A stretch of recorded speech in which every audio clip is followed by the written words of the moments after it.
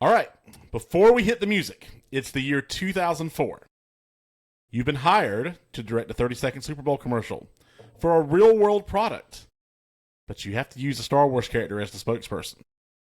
Who's that character, what's the product, and what is their cringy early 2000s catchphrase? So I cheated. I know Eric loves it when I say that. I used a Star Wars actor. Oh, okay. Instead of a Star Wars character. Fair enough. So picture it. It opens, right? The commercial opens. There are various actors applying sunscreen on set for outside shoots. Large parts of episode 2 and 3, by the way, were filmed in Australia. Well, the camera moves to Ewan McGregor applying sunscreen to his face and holding a bottle of Australian gold sunscreen. He smirks at the camera and says, "The gold standard on the silver screen." Ooh. Very nice. I like that. Okay, Kyle? Yeah, I didn't cheat. My mind just went straight to whatever. But if you were from this time period, you remember how sexualized Herbal Essence shampoo commercials were. Oh, Yes, yeah. absolutely. That they were very hardcore. And so that's what we're shooting here today. And we're staying in Star Wars. You're going to hear a bunch of sounds coming from the shower. And then it opens the curtain, and there's Jabba the Hutt. And he says, "That's hot." So he steals Paris Hilton's little tagline saying, "That's hot." Nice. Yeah, it's Jabba the Hutt in the Nice. shower with the Herbal Essence shampoo commercial. So, Ashby, you definitely missed a very, good moment to have Hayden Christensen come back and complain about sand again. True. I don't True. like sand. That's true. I hadn't thought about that. But I do like my son not getting burned. Exactly. For me, this is a State Farm commercial. We see a suburban family in 2004 standing in the driveway looking at a minivan that's been completely crushed by a falling Coruscant firefighter or freighter. And the dad sighs and says, "I wish I had a Jedi on my side." And suddenly, Ewan McGregor, Obi-Wan Kenobi, appears in a shimmer of blue Force Ghost light, even though he's still alive. He looks at the wreckage, strokes his beard thoughtfully, and performs a Jedi mind trick on the claims adjuster who's trying to deny the coverage. And then Obi-Wan turns to the camera, gives that classic smarmy smile, and says, "State Farm is there, and these are the rates you're looking for." Very nice. I love how we both used Ewan McGregor and we both made him smirk. Yes. Yeah. Yes. Because we know. We know what the people want. That's exactly what the people want. My brain just went to the fact of it being 2000s. So, Jar Jar Binks hadn't completely been, outruled yet. But you're just he's Jar Jar from State Farm, wearing khakis. Just he's just on the phone, in the booth somewhere, just Misa wearing khakis. Yeah. So, I mean, Poor Jar Jar fits. Binks. Yeah. Wow. All right, let's go to He the didn't end. ask to be creative. Oh, Ahmad Best, if you're watching this, please give us a shout. Let's get to the intro. What the what?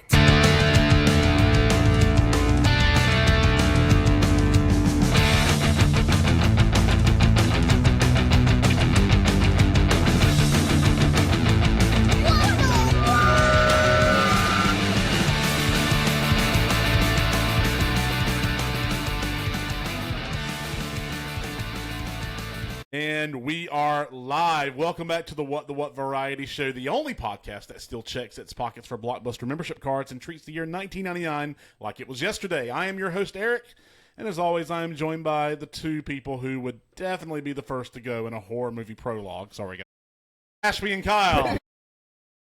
I think my anxiety would just take me out anyway. I can't do this. Friends, how are we feeling today? But now that I know I'm going to die in a movie. But yeah, doing good. The Waking up. irony is that, honestly, I'm not even offended because I tell Daniel all the time, if we ever make it to some weird post-apocalyptic future, let me die. Yes. Let me die. In the first 5 minutes of the opening of the movie, let the wave or the earthquake or the aliens Just push me into their path. just let it take me out Fast. because I cannot live in a world without modern conveniences, okay? That's fair. And I have no marketable post-apocalyptic skill. And of course, because Daniel loves me, he's like, "No, absolutely, I refuse. I will drag you. You have to live." And I will teach you these skills. I was a Boy Scout. I don't want to. No. He's like, "Don't worry, I can do this. I can help us survive." And it's like, you can survive without me. It's fine. Yeah. I literally saw the clip from Scary Movie 2 yesterday where they're in the house and they're like, "Okay, we need to go before it starts to rain," and then the rain starts, and they're like, "That's fine. We'll just call a cab." And then the TV's on. It's like, so update on the taxi strike. There's no end in sight. And it's like, that's fine. My car's still out there. We can go real quick. And it's like, new update from Japanese automakers. Their cars explode when the rain touches it. Your car in the background explode. And then one guy's like, I got it. We'll just build a plane and fly out of here. And then the woman on the newscast like, well, that's just bleeping stupid. I mean, so like, I figured that's kind of how it would go for us. Yes. You know? Yes. So, I was cutting 100%. grass yesterday thinking about how hot I was. Just not physically, but just, well, maybe physically. Just hot, sweating, that hot. We know what and, you're saying. yeah, Yes. that. And I was thinking about, like, I remember being a child and you just ran outside and play in this all day because our parents would encourage us to do that. Ain't no thing. And then now I'm a parent and I'm like, I don't push this because I'd rather be in the air conditioning. That's right. And it's like, that's a plus and a minus there. Yes. Thankfully, my child is the one that's like, let's go outside. And so we still go anyway, but generations are changing. So, anyway, let's move on. We have a massive show today. We're drafting Survivor Tribes. Woo! We're playing a high-stakes game of Rental Shelf Roulette. Yeah. And we're venting some serious spleen and useless aggression. What? Yeah. I don't know. But first, we have to talk about the state of the galaxy. We have Star Wars Day coming up. It's that time of year. This is the first question on our What's Happening in Block 1. May the 4th is coming up. This should be released on May 1st, I believe. And with the hype for the upcoming The Mandalorian and Grogu movie finally hitting a fever pitch, they were at WrestleMania, They were. Kyle. I did see them. Like they were literally at WrestleMania, Yeah. Grogu and The Mandalorian, which is kind of crazy. The galaxy far, far away is pretty much all we can think about right now. So before we get into the rumors, I want to pin down our absolute favorite Star Wars moments, the stuff that made us fans in the first place. So just your defining Star Wars memory or moment. Whoever wants to go first. I'll go. At work, I have two monitors. So as I'm working and doing my thing, I always just have something playing in the background, whether it be music or just a video or just something. And I told these guys a couple of weeks ago, like 2 weeks, like literally last week, I think. I didn't have a reason. I think I was watching something that was talking about Star Wars. So I was like, you know what? I'm just going to watch all 9 of the main Star Wars movies or just let them be rolling anyway. And so I've done that. And going back through that, I was thinking about this question you had. And I think there's the obvious, like, you know, I am your father moments. There's the big... Spoiler alert, Yeah. by the way, if you haven't seen Star Wars... Too late. I'm sorry. Go ahead, Kyle. It's way too late. That's been talked about in, like, Muppet Babies and everything else in Yes. life. Like, but so I was thinking about while I was watching back through these movies and being a child in the, like, 90s and early 2000s and watching some of these movies for the first time, even though they kind of get a bad rap now. I still remember the first time I saw Darth Maul fight, why am I blanking? Qui-Gon Jinn, yeah, and Obi-Wan. and Obi-Wan. Liam Neeson. Yes. Yes. And so that just changed my life forever. I think the main reason I even liked Star Wars anyway was originally my dad liked it, and that was something I could relate with him. But like a freaking lightsaber just seemed amazing to me. Yes, still does. Yeah, and so just being, you know, Ninja Turtle fan, Power Ranger, everything was big at the time with swords, but seeing a lightsaber just seemed absolutely like astonishing to me. So to see Darth Maul for the first time as they're fighting, all of a sudden do this stance, and now there's, you know, a lightsaber that comes out of both ends of his, it just blew my mind. And it always brings me back to a memory of my childhood too, where it's probably a couple summers after that, but I remember it's me, Hunter Batten, and Alex Winters behind Hunter's house. Each of us had like a toy lightsaber. And I won't know if it was Hunter or Alex, but they actually had the Darth Maul one.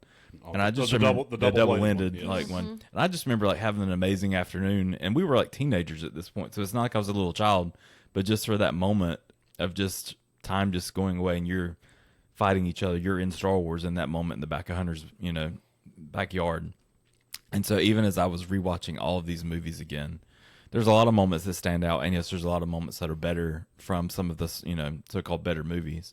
But for me, my choice is that, just because I remember as that scene was coming up again, like this past week, just how excited I had to stop what I was doing just to watch it to come up, because it brought back that memory of my childhood. And so that's my choice for this one. Okay. Yeah, I would say mine's more of like an origin story. I remember at some point, I think the second my dad thought we were old enough to watch them and enjoy them, he was putting on the old VHS tapes of the original trilogy, because he was so sick of watching Disney movies probably. So he was like, all right, you're old enough. We're going to watch adult things now, you know? And so honestly fair. Yeah, right? Same. I get it. So yeah, I think that I just at some point remembered that was what we would do if my dad was in charge. He was like, great, we're going to watch some Star Wars. And so just watching that from a young age, and then them announcing that they were going to do episode 1, 2, and 3, and my parents being super excited about it. And so then we got to go watch them in theaters as a family, and like how exciting that was. And so I just don't think there was really ever a time that I remember not being a Star Wars fan. And it was a really interesting house to grow up into because my parents also watched Star Trek. So there was never like a one or the other. Like we were not, it was not like, oh, which one are you? Are you like a fan of this or that? It was just like equally, you know, may the fourth be with you and live long and prosper. Exactly. Yeah, we had Christmas ornaments for both. And yeah, it was so funny. At some point, I remember in college thinking like, oh, I'm the nerd of my family. Like I'm the geek. I'm the like weirdo or whatever. And then telling someone about like, oh, well, you know, I watched X-Files because of my mom, and I watched Star Wars because of my dad, and I watched Star Trek because of my mom, and then I was like, wait a minute, are my parents nerds? And then I was like, I think revelation. This is, yeah, like I don't think this is nature. I think this is nurture. So yeah. We also hit that time period probably about that age where culture itself had changed. Yes. Where it was all of a sudden the same way like when I got into collecting comic books after we got married, like Erica and I, that was a cooler thing then. I didn't do it because it was cool. It was just something that like as a child I'd wanted to do but didn't do a ton. And so as I, you know, had more time on my hands, you know, I was like, well, let me do this. Like I'm going to start picking these up and this will be fun. And that was just something that was different. It was cooler to do that now. There was TV shows about it. These Comic-Cons are no longer like nerdy little hideaway things. These are gigantic, huge things. So I think culture changed to finally be like, you know what? It's okay to be nerds. Like we don't have to not be. Like things. Yeah, you don't have exactly. to hide it. It's okay to enjoy things. You can be really out loud about it. It's okay. Yeah. Yeah. That's our tagline. Yes. What variety show? It's okay to like things. Yes. For me, this would have been my freshman year in college. So this would have been 2005 whenever episode 3 came out, Revenge of the Sith. And I think it came out in May. I think all the Star Wars movies came out in May. I mean, I know they switched to December releases towards like the sequel trilogy or whatever. Right. But I literally just like finished exams, like my first year at Barton, which was super hard because college is hard and high school did not prepare me for it. Yeah. And I wanted to celebrate. And so for the first time, I went to a midnight showing of a movie, and I took my brother Michael with me. And it was the craziest thing. We had guys like we're waiting in line to get like and the Smith cinemas had just opened like within like the last year or whatever. And we're waiting in line. We have guys in the lobby having an epic lightsaber duel. Of course. And like everyone's dressed up, and I'd never been to a midnight showing before, and my brother had school the next day, and I'm like, that's fine, whatever. I mean, you'll be fine. And don't tell mom and dad, which they knew, but anyway. Drink some caffeine. Yeah, exactly. And I don't know if he went the next day, or it might have been on a Friday night. I really don't know, but anyway. I just imagine he's like, I don't go to school anymore. I'm a Sith Lord. Like, it's just like, I made life Sith choices. Lords don't go to school. No, I've learned a lesson. Look, Eric brought me a lightsaber. But just to have that memory, Yes. was really good to me. And then just when the Mandalorian came out, like that was the first show that or the first like Star Wars movie, or not even movie, it was a TV show, but first like media or whatever that I'd really like gotten into that didn't center around Jedi. It was just the universe itself, and I really enjoyed that as well. So. I know those aren't like super deep Star Wars moments. Like my favorite moment was when this droid did this or whatever, but you know, like I tried to go a little bit more mainstream at first thinking about it. And then I knew also there's the spinoff movies, there's the TV shows like Rogue One was really good. The Rogue Darth One was Vader moment in Rogue One. Still haven't seen Solo. Then there's I liked it. I know it was kind of controversial, but I like Solo. I plan to watch all the Donald other ones. Glover in anything's great. So, but then Mandalorian, that's where you had the Luke Skywalker scene, right? yeah, at the end of the second. Yeah, season. and so even that was another huge moment. That was And that's just all amazing. these little things outside of the main section, and then you have Obi-Wan. Obi-Wan was a great show. I Yeah. enjoyed watching that show. I do think, like with Marvel and a lot of other like universes, whatever, there was like a big, like we're just going to throw everything out there, and it was hard to keep up. Like, so you kind of have to pick and choose what you're going to watch, if you want to stay involved with it. But it's still, I mean, that's why I chose when I did, because I pulled up originally when I was going to like do this. It's like, what's the proper order to watch things? Yeah. But then I was looking, and there's so many spinoffs. Even that has discussions, because there's a machete order, there's a release order, there's timeline order. I mean, in my brain, I wanted to do at least somewhat of a like chronologically how it's supposed and how it appears in the world, so my brain could wrap around it. Because I'd been, and I think the main reason I did is I was so far removed from Star Wars. Like I hadn't watched anything in a while, especially movie wise. Especially, I realized as I was watching them, I don't know for sure that I saw the last two in theaters, or even saw the last two. I know I didn't see the last one at all. Whenever I was watching it this week, I was just like, I've never seen this. I've seen clips from it. I've seen moments of it. I was going to say, God bless you for rewatching episode 9, because it's something. I mean, I'll be honest, I enjoyed it just for the fact. Yeah, there's moments. Somehow, Palpatine returned. Yeah. I wasn't like so in depth in it, even though I just watched all the other 8, that it was one of those major things. But for me, it was one of those things, it was new, where I hadn't seen anything in so long. Right. And to also just be, especially since I wasn't hardcore focused on it, it was something that's playing in the background as I'm doing something else, like major focus on work. Any breaks, I'll maybe like focus a little bit more. So I just saw highlights of it as I'm watching it. And so certain moments like hit me. The rest of it I've just kind of zoned out on. So it's not like I was super invested, but it did make me want to go back and watch all of the other things now. But I did have to take that moment and be like, I can't do this order. I'm not going to go watch whole TV series of something. No. Just, I was like, I'm not going that hardcore. I just wanted to see the most like major 9 movies. Like it kind of reminds me with like the Arrowverse. Like I didn't watch all the shows in the Arrowverse. I watched Arrow, and I would only go back and watch like the Flash episodes that were crossovers. Yeah. But even then, there are some that are like someone shows up in Arrow and it's like, oh yeah, this villain was in the Flash, and I'm not going to go back and watch that episode just to see that villain or whatever. Like I know the Flash was good, but I just they really were. Tomorrow was Legends good of too. Tomorrow, but I just did not have the time or whatever. Yeah, all of them. A lot of it spun off to that Supergirl. Yeah. It got so big that I didn't, but at least those first two, Arrow and the Flash. I watched again. It hit us at a great spot where we were married, we weren't doing it, we didn't have any kids, so when we get home, we watch a show together, which, you know, we weren't TV people until we got married. And then you sit at home and you're like, you know what? We have streaming now. We can watch all the things. Funny, Ivy wasn't a TV person either until we got married. And it's like, yep, we were watching all the stuff. So maybe this all extends to you. Like I was hanging out with you and other friends and everybody's watching things. Side note, casting rumors. Grant Gustin has been spotted with blonde hair.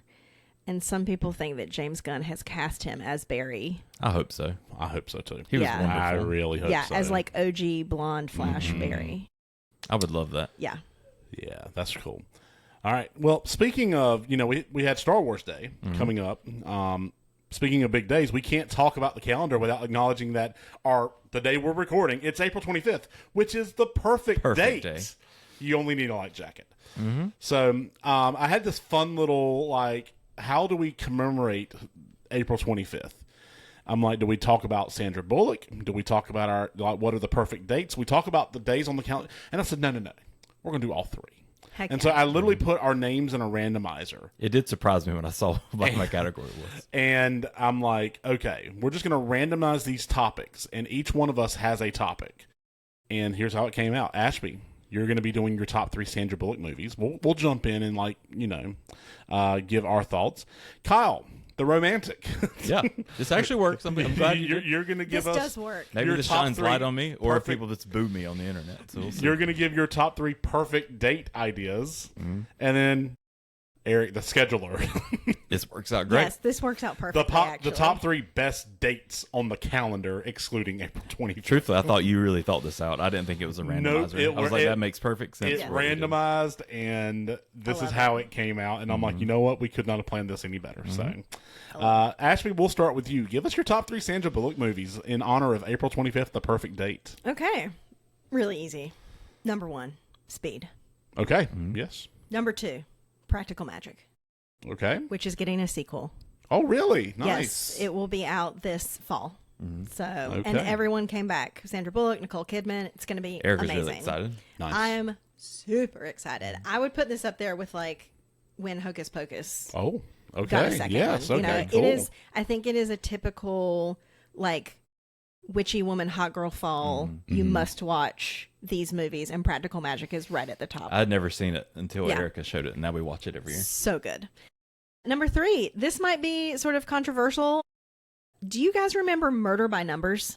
I do not. I remember the name. That's the Sandra extent. Bullock plays an FBI agent cop looking for a serial killer that she comes to realize is actually 2 high school boys planning murders. And one of those boys is played by Ryan Gosling at a very young age. Wow.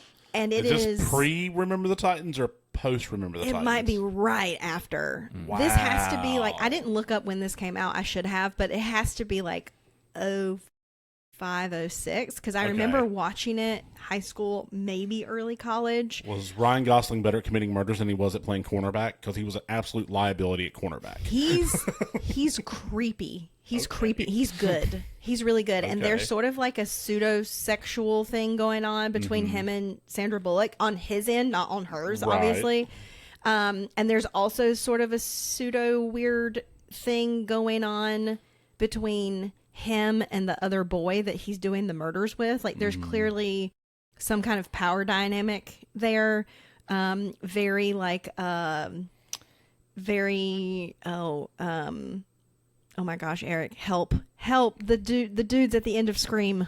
Oh, the Ghostface. Yeah. Matthew Lillard. Yes, Oh, and I'm horrible with names. oh, I got lucky Skeet on that one. Ulrich. yes, Skeet Ulrich. yes. So it's very like Yahtzee. yeah. You know that scene that they did at the end of the first Scream in the kitchen, Yes. where you're picking up some vibes between Matthew Lillard and Skeet Ulrich. Yeah. You hit me with the phone. Oh, sorry. It's that vibe Yeah. where you're like, are they gonna kill each other? Are they gonna make out? Who can say? So Murder by Numbers just really hit me at the time as sort of, that was when because of course Ryan Gosling, very attractive, and that was sort of my first iteration of like, if evil, why hot? Oh, fair enough. Yeah. Yes. Yeah. I'm not questioning your list. I think it's a great list. It fits you perfectly. I did want to get your thoughts on some of these notable admissions here. Okay. Ivy would kill me if I did not mention The Proposal. Like, do you have Yes, any hilarious comedy. Best great. scene in the woods. That's ever. her favorite movie Yes. ever, I think. I also do have for the romance girlies, I did an honorary 4th one for While You Were Sleeping. Beautiful, Yes. kind of like rom-com. Either Miss Congeniality. Yeah, no. I mean, I enjoyed Miss Congeniality when I watched it. It was funny. I saw Miss I Congeniality don't know. 2 in theaters. I don't know. I won Miss Congeniality in our You senior did. year. Miss Like Yes, everyone, congratulations. every once in a while, Thanks. the 1 in a million will get stuck in my head. Mm-hmm. And I've seen it multiple times. It was really good. I like Sandra Bullock. She does comedy so well, but I like her more when she's doing action, to be honest. So The Blind Side. never saw it. Never saw The Blind Side. Yeah, I'm not a sport guys. But it's a great, I mean, You constantly forget who you're talking to. that's fair. It's a great movie. She Now, established she was a nerd. to be fair, to The Blind Side, the person that it's actually about, Michael Orr, actually like sued because, Yes. like, I mean, there was a lot of controversy Yeah. around that about the accuracy of the film. Right. But Sandra Bullock killed it in that movie. Yes. Yes. Gravity. Did you ever see that with George Never Clooney? saw that. Okay. All right. Well, cool. Hope Floats. Hope Floats. Yeah. I'll give Hope Floats an honorary because I remember crying when I watched that. And the best fun fact about Sandra Bullock, East Carolina grad. Oh, Yeah. I don't know The more you know. why. I don't know if I knew that. It's between her and Vince McMahon as the most famous ECU grad. Interesting. And I didn't know that either. I'd rather have Sandra Bullock. Yeah. She's Yeah. not been sued for stuff. So, Fair. all right, Kyle. Yes. Your top 3 perfect date ideas. Okay. So Erica and I have been technically started dating 19 years ago. So we started a long time ago. Where's the time gone? Yeah. So my date nights now may be very different than your date nights, depending on, how old you are or how long you've been in a relationship. This isn't I don't say that with any negativity. It's just things are different. So our date nights are nights that we are able to go off and someone else watches our daughter. So or just not nights, just times. So I went with a few different things. I went with 3 little categories. So more simple is this first one. Okay. We will go get coffee, drinks from wherever we happen to be at the time, and then we'll maybe go get pampered and get like pedicures. Yes. And so that way we're just together, relaxing, no distractions. We're not on our phones. We just get to spend some quality time with people like at our feet, but like just talking to each other. Just honestly just catching up, and especially since it's not a nighttime usually maybe it's a Saturday morning, or like a morning time thing, we're able to go do this. It's just a different type of vibe. So I would just say that at that extent. If you still wanted to add a little bit more onto that, maybe we go to like the record store and go like browsing there for just some new cool fun records to throw back to our times, or new stuff. That's something we've gotten into more recently. I did do a more fun one, which is more fun for us per se, just of who we are. But I would say we would go find sushi at like whatever favorite sushi restaurant we have. Yes. And then we would both head to one of our favorite bands that happen to be playing in concert locally just on that same night. Nice. And we just get to relive and pretend to be rocking out like we were when we first met each other 19 years ago. What's your go-to sushi roll? I don't usually go with rolls. I go with nigiri a lot of times. Okay. I just like fish on rice. It's just my kind of thing. Fair enough. I do like rolls. I'm not against them. Usually we'll find some place, like we go to, yes, I was trying to remember. I heard somebody pronounce it differently the other day. Please, yes. I'm trying to think they said sushi Iowa. We will feature. I think it's Iwa. Okay, I've always gone with Iwa, but somebody said Iowa like in the last month, and that's why I stuttered, because I was like, wait a second. Either way, yeah. We do the boat for 2 there, which is always fun because everybody stare at you really weird and judge you for being fat people. Shrimp tempura. Yeah. Like if I can get shrimp tempura, avocado, some kind of like crunchy bits, like I'm all about that. They have a boat for 2 where it's 2 rolls of any of your choice, and then however many pieces of nigiri. But so we'll do that and we'll split it. She'll usually get the rolls and I'll get the other. But she likes like a deep fried roll. Same. And she'll do that, and she'll do. She's the person that doesn't like the raw fish just on the rice, but if it's mixed with other things, she likes it. Right. So same. I usually just go off of whatever she's having. Very nice. And then the more romantic, I try to do this every day. It doesn't, or every year. It doesn't happen every year, but I try. It's like every day. No, Kyle, it's like, you're wow, putting you all really of us to shame. Setting the bar here. I mean, usually it's around Christmas time. We get a break where Sky goes and stays with Erica's parents for a little while for Christmas time, since they live a little further away. So I'll try to take a day and just make it Erica Day. So surprise her, wake up with like fresh flowers, maybe a new dress, just waiting for her when she wakes up.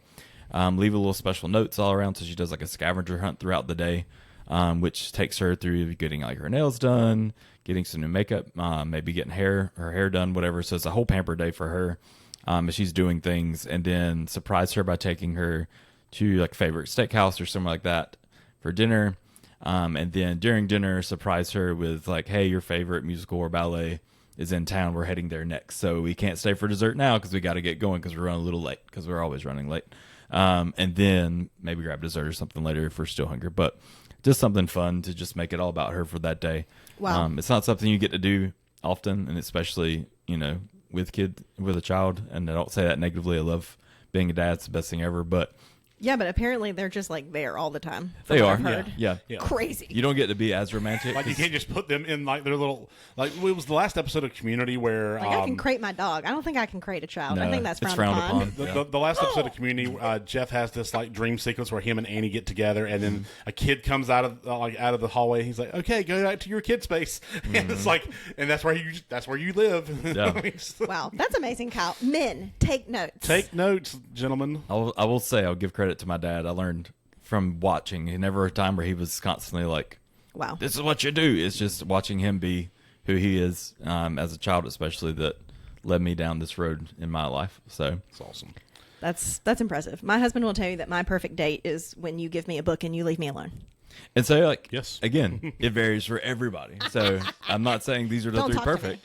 These are 3 perfect dates from imperfect persons. So I love it. It's just stuff that we would enjoy doing together. That's awesome. What are your favorite 3 dates on the calendar? So I tend to think about just times of the year, right? So I'm going to give you actual dates, but it's hard. This is great, but it's hard to like, and they're not holidays. No, these You've are picked truly random dates. Truly random dates. I just like It's my birthday, my anniversary. But I'm going to give you like the time of year. So these dates can change from year to year. Okay? Absolutely. I get it. Like April 25th is great because it's like, just a light jacket. But sometimes April 25th here in North Carolina is really hot. Right. I mean, or rainy. or whatever. So Gross. It's supposed to rain today. So you have to like. We're in a burn ban, by the way. Public service announcement. Oh, yes, we are. Yes. So you have to kind of like match the date with the time of year, and you might have to shift it every now and then. But I go back to childhood, and even now as an adult who's a teacher, the first day of summer. Okay. So for that, I'm going to give you May 29th. Okay. Okay. Because you have your entire summer to look forward to. It's like literally the greatest feeling of like, okay, what I'm going to do today? I'm going to sleep till 1, and then I'm going to go do this. I'm going to do this or whatever. I was going to comment on that date. Yes. I've worked since I was 16. So don't make it sound like I'm not a worker. Like I have worked, but when I worked my first full-time job after college, everything, I was working in a warehouse, and I'd worked there for months at this point. But as it came around, and I still had friends that were still in school at this point, summer happened, and they were excited. And in that same day that was perfect for you, I realized I will never have a summer break ever again. Yeah. That's one of the tragic realizations. Yes, of life. It is. It sucked because I was unless like, you this become a is teacher. Then I thought about it. I was like we don't get paid during the summer, but it's okay. I mean, like, we need that time to recover. I was about to say, I don't be trying to sell it, Eric. I know the crap you put up with. Oh, sure. It's still not worth it having summers off to me. No. But I do get envious during the summer when you're like, oh, well. Yeah, I played golf today, and then I went to the movies, and there was no one in there at noon. Yeah. So, first day of summer, we're just going to give it May 29th as a generic date. I like it. I like that. All right. And then I go to the fall. Yes. And that first cool fall day, I'm going to give it October 23rd because our summer. Start late. Yeah, they've been starting later. That's a great pick as any. So I'm going to give it October 23rd. Depends on how wet it's been, how dry College it's been, football when the leaves on in the change. background. It's cool outside. You open the windows. That's it's right. sunny, but it's breezy. You can have a fire at night 50s, if we're not in a burn ban. 60s, if we're not in a burn ban. That's right. Yeah. Put this on. You keep up with my calendar still for me sometimes. So put that on my calendar. Yeah. Maybe I can build a fire pit by then. Yes, we'll do a fire pit night. I've been wanting to build Absolutely. one. But then I'm like, you're going to build this, but you're not going to want to have a fire in the middle of summer outside. So, It's random still hot. aside, a couple of weeks ago we had our house pressure washed, and we actually had our back porch pressure washed or whatever. So I had to take everything off the back porch, and we had like these little couch outside or whatever, and it's just sitting in the backyard. And so Ivy goes out there and she sits and she's like, "This would be a fun place to like if we had like a screen like on the back porch here or whatever, to watch a movie." night. And I'm like, you know what? Maybe we can hang something up And here. really nice projectors aren't that expensive They're not that anymore. expensive anymore. Yeah. So first day of fall, something like that. So- you Remind know? me. We'll hang Really- a sheet on the side of the shop and we'll have a movie night in my really house. quick aside, because this also reminds me. I used to work at the Biltmore Estate, Yes. big palatial home. I didn't know that. And oh, really? Somehow I missed out. Oh on yeah, I worked at the Biltmore Estate for years. Like- in college, into grad school, I did an internship. I mean, so I Asheville worked. is basically her second personality. Yes. I knew that, but Yes. So I worked in like ticketing and reservations. So if you call the 1-800 number, you would get someone like me to like help you over the phone. I worked in e-commerce. So like completing online ticket sales and like mailing people tickets back when you would like print them out and mail them. what I'm hearing is physical you should be tickets. running our merch site once it gets up and going. I mean, this was a long time ago. Did a internship with group sales where I did like groups and event planning on the estate, which was phenomenal. It was a lot of fun. Love working there. Great company. The point is that every fall, inevitably, we would have people call in and they would say, we've heard that Asheville and the Biltmore Estate are beautiful in the fall. We want to come visit, but we want to make sure we come at the right time. What day did the leaves change? Every year I would get multiple. And you didn't have that scheduled. I mean, like, Right. Like we What actually changed day? it. We changed our leaves on September 23rd. I mean, Yes. It's like, well, actually, let me like ring Mother Nature. Hello. let it's me like get back with God and Which let you color know are you what they looking say. for? I mean, so many factors contribute to when the leaves change every year. And it was just so funny to me that people not from the area would just think like I could just throw out a October 19th. That's when you should come. They start turning orange. They were green on the 18th, and you'll wake up on the 19th, and they'll be yellow. like beautiful riot of orange, red, and yellow. beautiful. But careful, on the 20th they're brown. So Yeah. be fast. All right, so far we have May 29th. We have October the 23rd, okay? We have first day of summer. We have the first, like, really cool fall day in North Carolina, okay? And then I like the winter, but it's not my favorite. I mean, the cold. It has Christmas. You know, I'm not. Yeah, it does have Christmas. It does have like the Super Bowl and the Royal Rumbles in those months. I mean, just a lot of fun things to look forward to. But I'm not like Elsa. The cold does bother me. Okay, and it bothers me more the older I get. I mean, like I just complained about my feet being cold. So I'm gonna give this to March 10th. The first like nice spring day, and I'm giving it to that day specifically because that was the day me and my dad got invited to play at Pinehurst 2 years ago, and it was like one of the really nice like first days of where you can go out and play golf in the morning. It's still kind of cool. It warms up a little bit by lunchtime, but it's not like scalding hot. Like we have like 3 weeks of spring and 3 weeks of fall in North Carolina, and then it's either just winter or summer, and there's really no in between. But that first like crisp spring day where you've been like it's winter, you're getting over your seasonal affective disorder, and the sun comes out and you can feel it on your skin. Yes. Not like that song, feel the rain on, you feel the sun on your skin. Yeah. And you just feel your happiness return to your body. Right. So we're giving that to March 10th. I know that's also Mario Day. Apologies to all you Nintendo fanboys out there. Kyle, Eric, I think you're just describing the end of seasonal Pretty depression. much. Every aspect. I think you're just describing what happens when you come out of seasonal depression. Pretty much, yes. Seasonal affective disorder. So sad. Basically, yes, sad, yes. So my dates are basically the beginning of each like season. I like it. Except for winter because that's Christmas. Winter doesn't start till Christmas, but so yeah, first day of summer, first nice fall day, first crisp spring day. Again, May 29th, October 23rd, March 10th.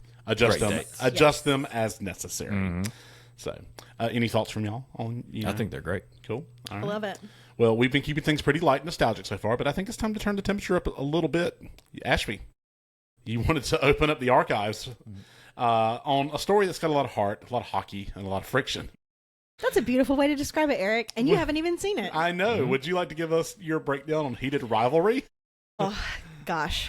If you haven't seen Heated Rivalry. This was a last-minute addition to our script. She started talking about it as we were setting up. I'm like, let's add it to the script. I really thought I told you guys about this. I can't believe I haven't talked about this, to be honest.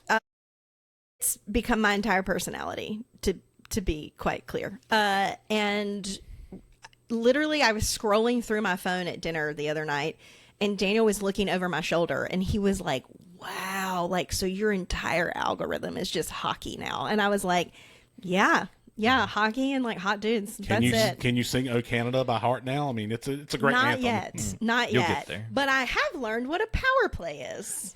There you go. Yes. Thank you. So now I'm like super into hockey. Can you describe offsides? Because I still can't. I mean, like. No. Okay. Although I will say that I think one of the things that I'm getting into about hockey, and to be clear, I used to go watch hockey games before I got into fictional hockey, but it just wasn't super on my radar like it is now. I think one of the reasons I can enjoy it, even though I'm not a sports person, as we've proven time and time again on this podcast, is that hockey is actually very similar to soccer, which I played, and also one of the only other sports I can watch and understand.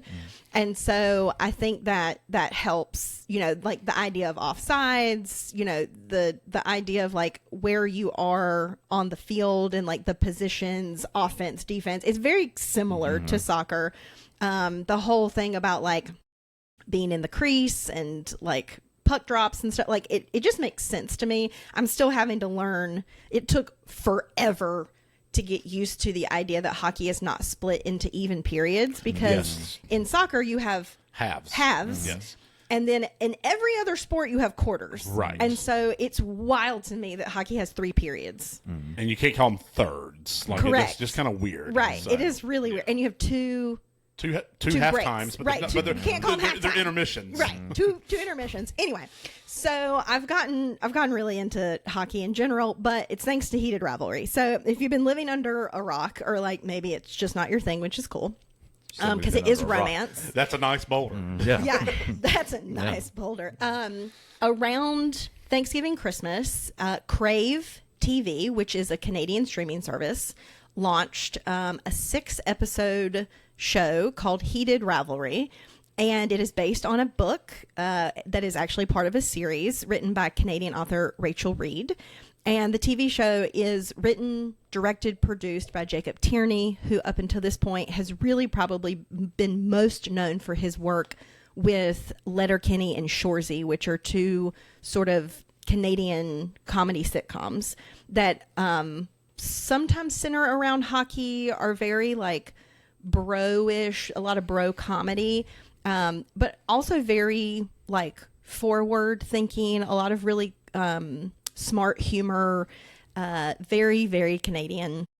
And so he had optioned the books and decided that he was going to make this TV show. And it was sort of one of those things where everyone passed on it. You know, it's a gay love story. It's hockey rivalry. You know, it had almost no well-known stars, like almost zero people that you would recognize. So no one was going to bring some huge social media following to it. So a lot of reasons now that I think streamers, you know, and producers and you pass on these things is because they want a ready-made marketing machine out of movies and TV shows. And unfortunately, that means that a lot of like smaller, you know, artistic, really good quality stuff, no one takes a chance on it. Right. But Crave did. They also got a grant from Canadian Public Television. And they made this beautiful show on a shoestring budget with 2 actors who were waiting tables to still continue to act as like working actors, who were no names, Hudson Williams and Connor Story. And when I tell you the beauty of this show, you just can't, it's just not something that you like move on from, right? Like I haven't felt this way about many fandoms in my life. And this is just one of those ones where you're like, sure, I'm going to sit down and watch this. Everyone's obsessed with it. And I did not watch it in real time. I waited until all the episodes were out because I was so busy over Christmas. And I sat down and I binge watched it. And it's like episode 1, 2, 3. You're like, oh, hockey, hot dudes. I get it. Cool. Episode 4, 5, 6. You're just like crying, sobbing, throwing up. Why is this so beautiful? All the things. Why do I feel this way? Why is my heart trying to leave my chest? It just tells this really beautiful love story, really. Honestly, it tells 2 beautiful love stories. And so it's already been sort of greenlit for a season 2. I think also a season 3. Between all 3 of those seasons, they'll tackle most of the books, weaving in the stories in the episodes, because the Game Changers book series, Heated Rivalry, is a book in the series. 2 of the 6 books are about Shane and Ilya, which are Hudson and Connor's characters. And then the other books are about other couples in hockey. And so they're weaving in sort of those multiple storylines, I think, is the plan throughout the TV show. But it's just so well done. I'm going to be really honest. I know we try to be a family show, so I'm going to give a content warning. It is rated R. It's rated R. It is not family friendly. Do not watch it with your children. Don't be like, oh, my 8-year-old likes hockey. We should watch Heated Rivalry together. It's a like Bridgerton levels of rated spice. TVMAX. Yes, there is nudity. Don't come after Ashby on TikTok about this. Yeah, don't. And look, hey, again, if you give it a try and you don't like it, that's cool. Sure. I know that like sometimes romance isn't people's jam. However, I will say that it is romance taken really seriously, which I think as romance as a genre becomes much more popular because these franchises have been really successful. And so like Bridgerton and The Summer I Turned Pretty and like Heartstoppers has proven that like people, not just women, people want to see really well done love stories taken seriously. I think that this is more proof of that. The next season of Bridgerton is going to be based on a sapphic love story. So they've done like a gender swap for one of the couples. And so Francesca's storyline is going to involve her and another woman. And so I think finally, like, we're getting to the point where Hollywood is like taking these things seriously, and there's clearly a huge market for it. Poor Connor and Hudson went from being like servers at restaurants and just like hoping they could get jobs and little bit parts here and there, to being internationally renowned overnight, and everyone really wanting a piece of them, which has got to be wild. Yeah. And I think that Cinderella stories like that don't really happen very often anymore. Right. For whatever reason, I don't know if it's like social media, if it's sort of AI, if it's, the sort of idea of like, entertainment sort of siphoning into these giant conglomerates. The model has changed for how, when, and why people get famous. But those two guys are handling it really well. And I'm really excited to see what they do next, because I know they will continue to work in between seasons of heated rivalry. Connor learned Russian in a few weeks for this role, which is insane. He does full Russian I've been trying monologues. to learn Spanish for 20-something years. It's amazing. He already kind of has a way with language. He's from Texas, but he speaks French. And so he was like, yeah, no problem. I'll learn Russian. He did the entire filming in a Russian accent. He never dropped it, so he could like keep it. And then you look at sort of what Hudson Williams does as Shane, and you think, oh, well, right, Shane's a very internal person. If you have no idea who Hudson Williams is as a person, it maybe doesn't seem like as good of an acting job. But then you get to see interviews with Hudson Williams, and you realize how much of an external person he is with his personality. And then you're like, oh, he was acting his face off, because Shane is on the spectrum. So everything has to be really internalized. But anyway, I just so recommend. It's really, really, really good. I love that. And I love that we sprung this on you like literally 20 minutes before we started filming. Like, hey, we're going to add in, you're so passionate about the show, we're going to add this in, and you nailed it. Yeah. Oh, thanks. So, what is it airing on that where people HBO. Can HBO Max. Yeah. HBO Max. Yes. Max, HBO Max. I don't think HBO it's Max. Go, I think HBO. it was HBO, then HBO Go, then it was HBO Max, and it was Max, now it's HBO Max. Yeah. Also, it's something HBO that, somehow. just to find like a touch point for you guys, Connor Story, the only thing that you probably have ever seen him in before he did Heated Rivalry, and I really wish his career had taken off after this, but for whatever reason it kind of didn't. The very end of the Joker movie with Joaquin Phoenix. Yes. Spoiler alert. Okay, I counted to 3. 1, 2, 3. When the guy in prison kills him at the end, and you realize that was actually the real Joker. That inmate is Connor Story. Oh, okay. Yeah, he had like a 4-minute cameo in that movie. Wow. Yeah, and he's so good. Anyway, so you kind of know who Connor Story is. Yeah. Okay. Cool.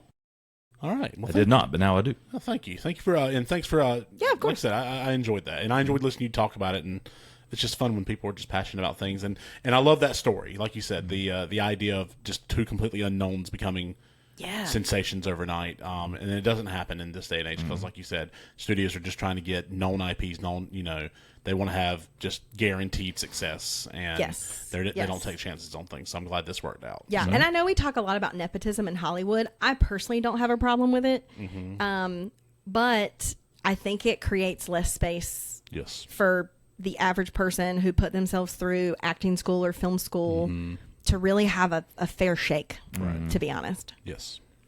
Cool deal. Well, I don't think we would go an episode without discussing the MCU. Kyle? Never. I know you've been watching Daredevil. That's tough to follow, though. Daredevil season 2. I'm passionate about Daredevil. Before we get to Daredevil, Super Mario movie. I saw that with Ivy a few weeks ago. You've seen it. Yep. Quick thoughts real quick before we get to the MCU talk. We enjoyed it. Eric and I took Sky on We don't have Good Friday at work. We have Better Monday. Better so Monday. we're on Monday. So we took her on Monday.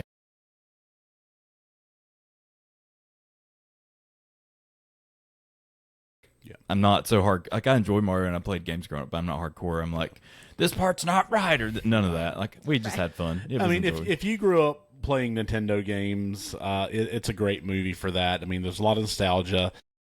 Fox McCloud showing up from Star Fox was a favorite of mine because that's one of my favorite games from the Nintendo 64.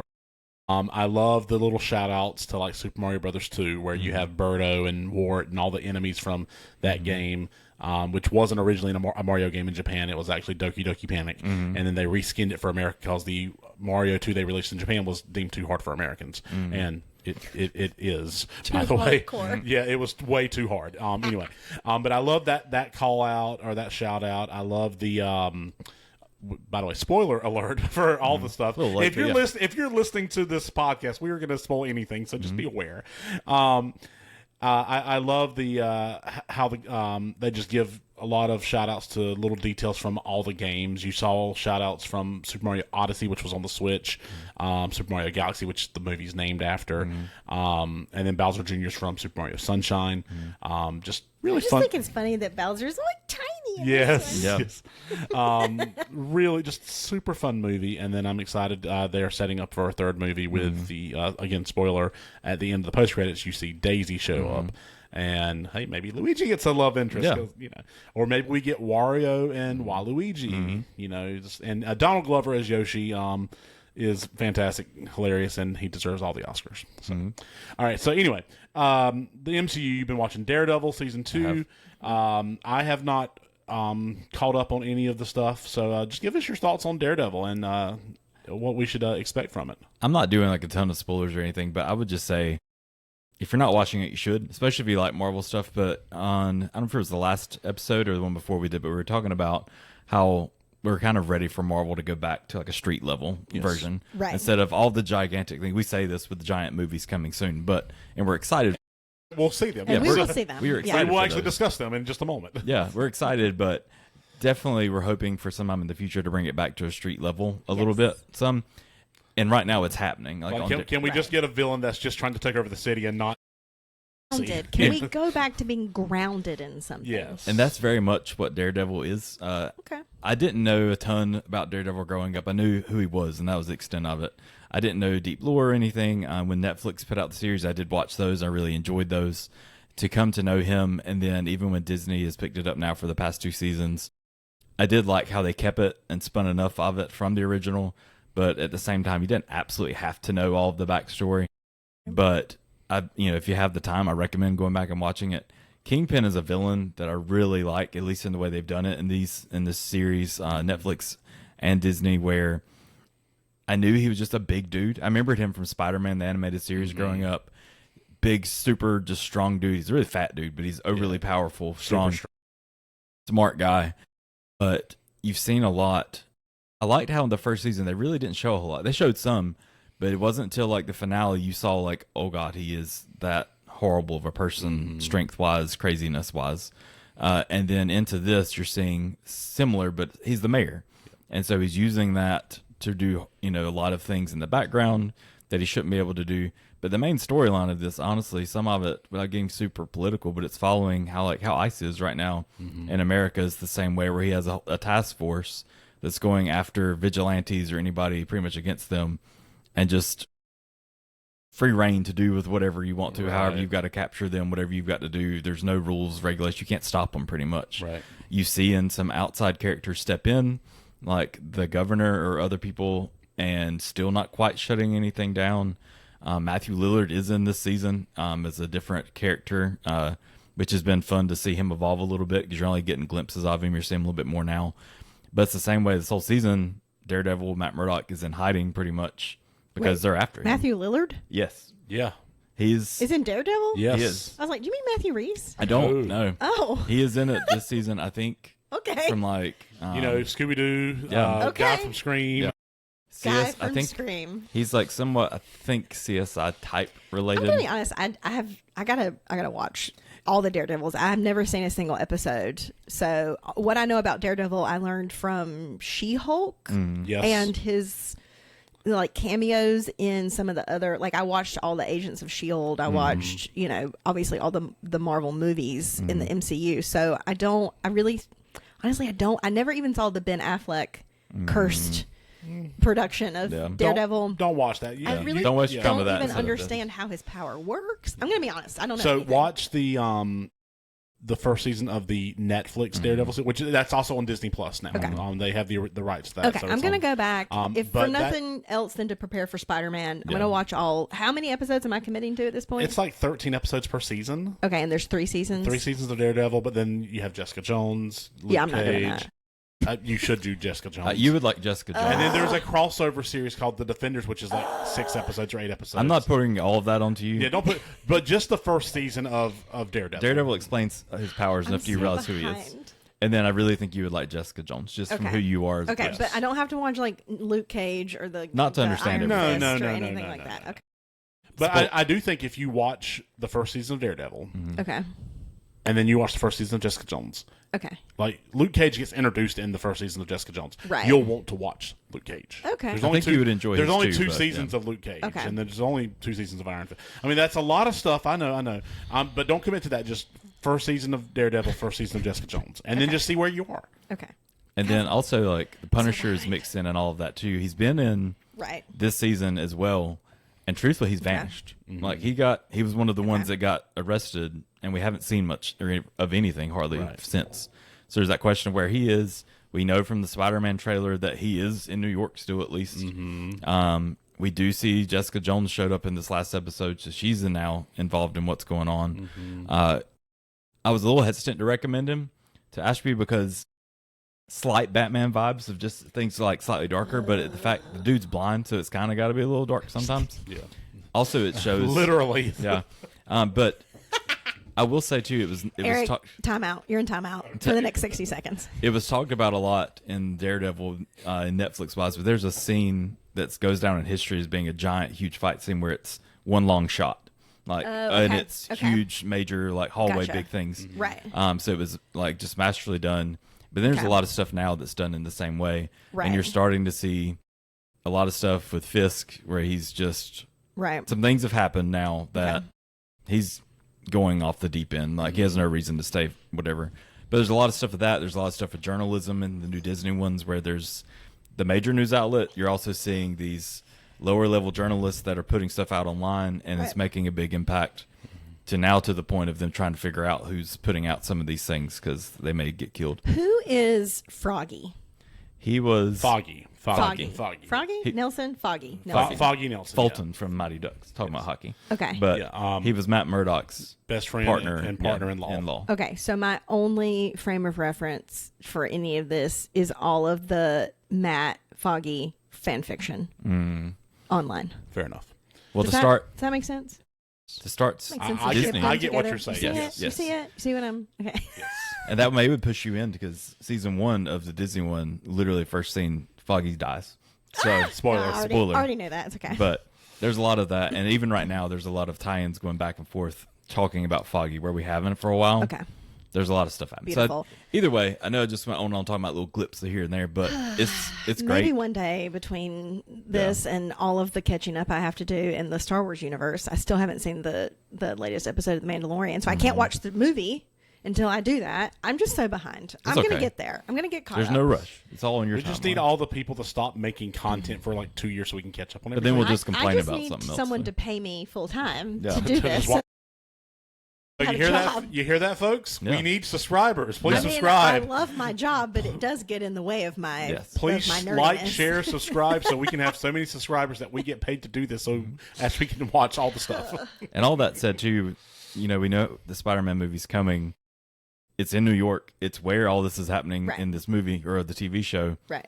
Supposedly in this movie, we Frank's see in it, so I wouldn't be surprised if Matt doesn't have a cameo. you see at that. least. You also see where Spidey gets the key to the city. I think. Right. And there's a different person as And mayor. the in that mayor clip. is not. Yep. Yeah, is not Right. just His assistant or something. Or, Yeah, so it could be a variety of things. Like Interesting. he could still be mayor. Yeah. Yes. But Okay. either way, I definitely recommend checking out the series. It's really great. It's gotten especially the last 2 episodes, ratings on it have been sky high. Just quality stuff. So definitely recommend it. As soon as I finish The Lincoln Lawyer, I will jump back into Daredevil for Yeah. sure. Yeah. And my one little fun fact about Daredevil, apparently, the Teenage Mutant Ninja Turtles comic was influenced by Daredevil. They were. Because, you have the hand and then you have the foot and other there's a whole lot of it. a lot of different crossovers. Where he tripped, fell.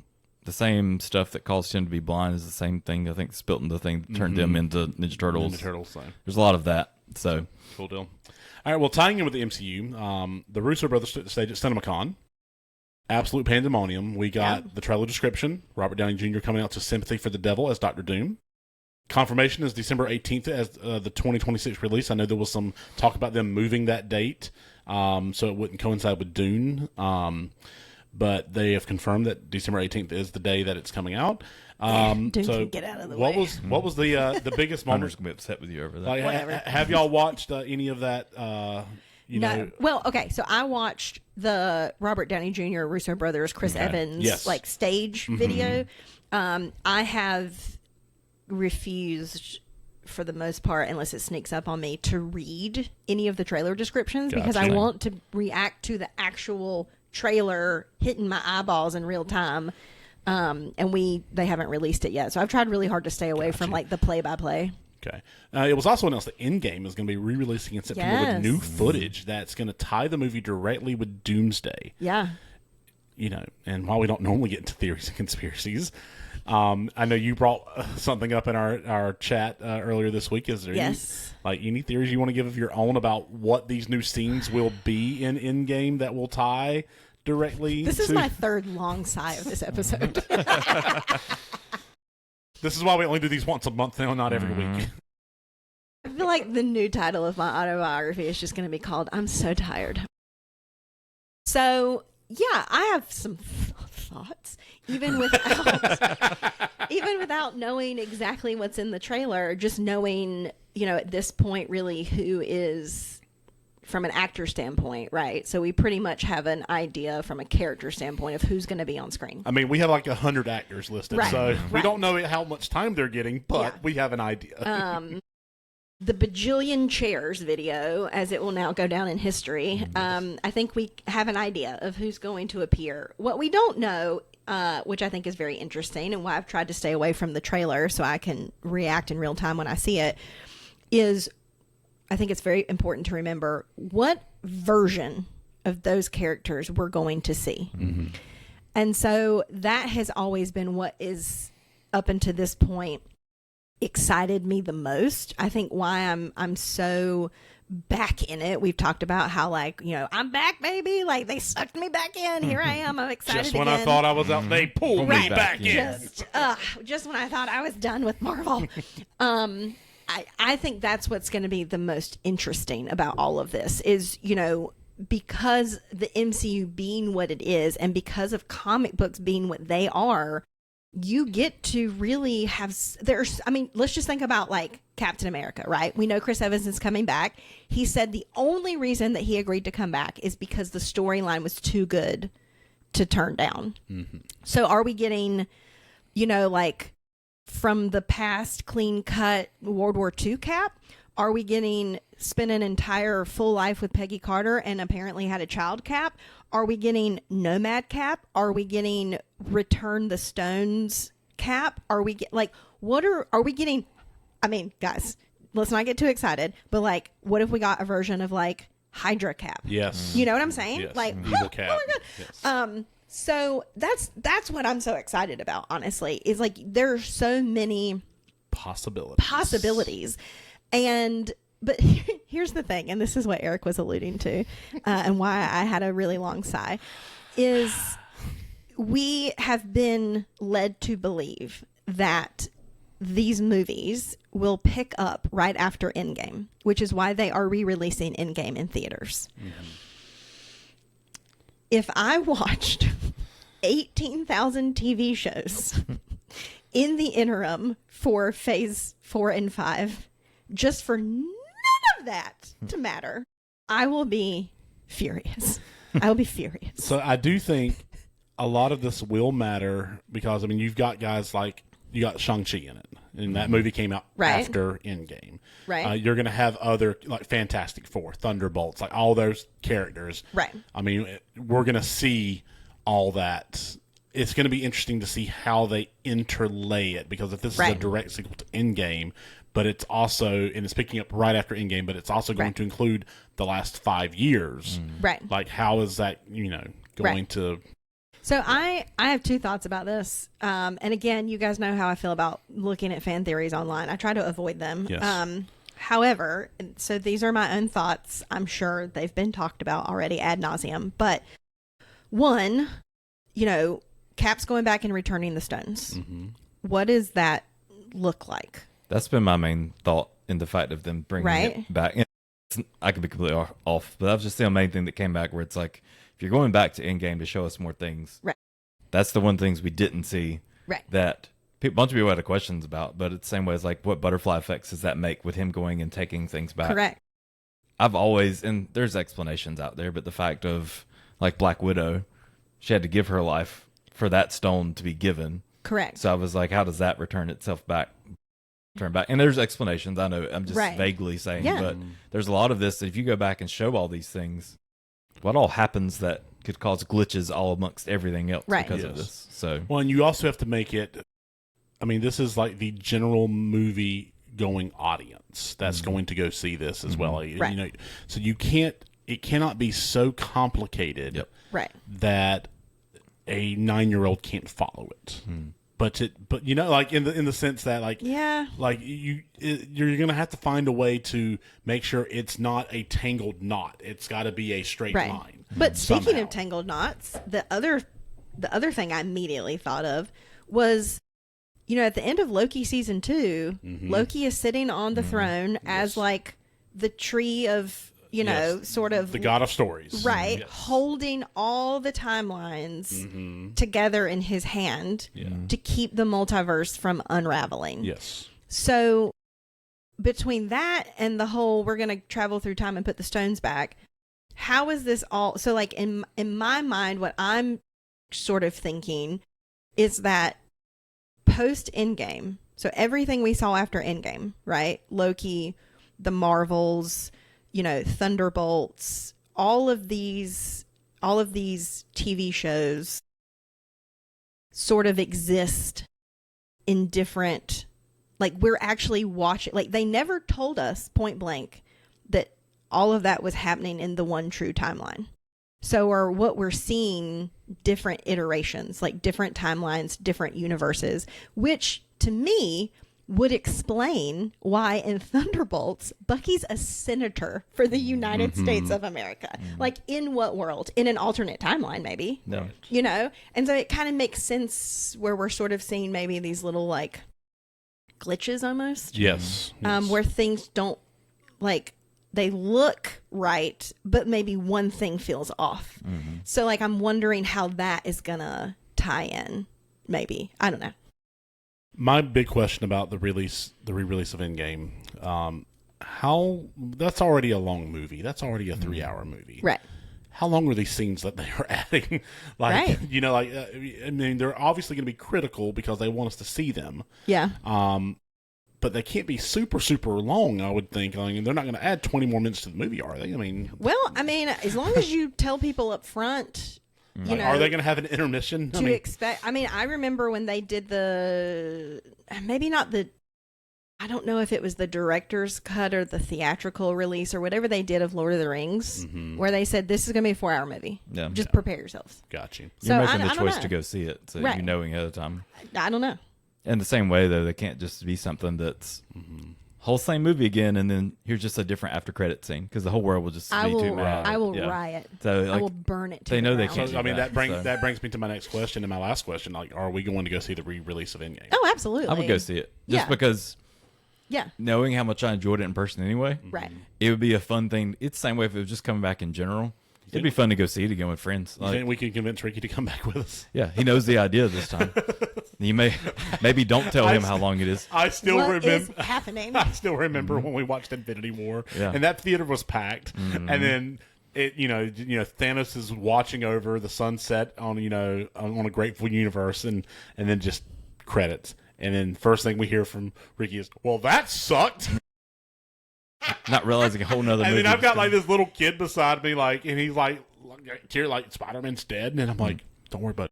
Hey, it's okay. Next movie Don't comes cry. out next year. It's okay. Yeah. He'll come back. So I think it would be fun, but again, maybe don't tell Ricky how long it's going to be. Mr. Stark, I don't feel so good. Yeah. Mr. House, you're not going to feel so I don't feel so good. We were already talking about, well, maybe about Titanic having to take a break between VHS. He's definitely not going to enjoy that. Ricky's like, I got to pee. All right. Well, to wrap up block one, which took forever. But honestly, like, good discussion. Yeah. I mean, I think it was great. I feel like we knew this was going to be a long episode. But to wrap up block one, since May is right around the corner, and when this airs, it will be May 1st, I believe. We're doing a quick May watch list, like we did last month. What is the one thing, movie, show, event, etc., that you're absolutely seeing or watching in the month of May? Yeah. I think I already talked about this the last episode, even though it drops May 2nd. I knew that episode would come out in April, so it would prepare people. So I think I've already talked about The Devil Wears Prada 2.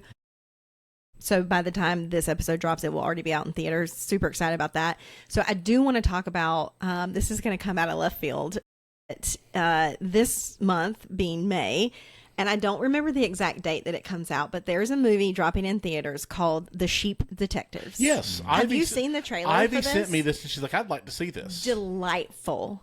And look, we literally just talked about how hard it is to get me in a movie theater these days.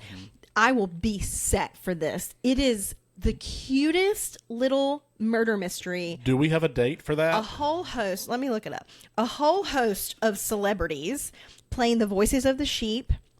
Hugh Jackman plays the shepherd, which is hysterical. And this is not a spoiler alert because it's in the trailer. Hugh Jackman, who is the shepherd, dies at the beginning of the movie. He's murdered. And he used to read detective novels to his sheep at night to like lull them to sleep.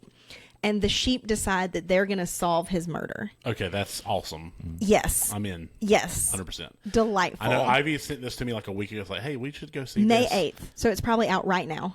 Wow. Yeah. Beautiful. Beautiful. Yeah. I can't wait. I want to go see it so bad. It looks so cute. The trailer, I was giggling. It was so adorable. So yeah, The Sheep Detectives. All right, Kyle. Nice. May's stupid busy for me between all the birthdays, the dance recitals, the You mean my preschool birthday? graduation. I mean, Erica's birthday, Sky's birthday, your birthday, Memorial Day, graduations, dance recitals. There's even more T-ball. She started this past T-ball. Yes. We got the schedule for that 2 days ago, and it's literally all of T-ball happens next month. Is she on the same team? She is. She's okay, on the cool. team. So if I go watch one, I can go support you both. see both. I'm knocking out two at once. Turns out Exactly. it's so packed full that I was on the way to practice the other night, and I get a text message from the coach.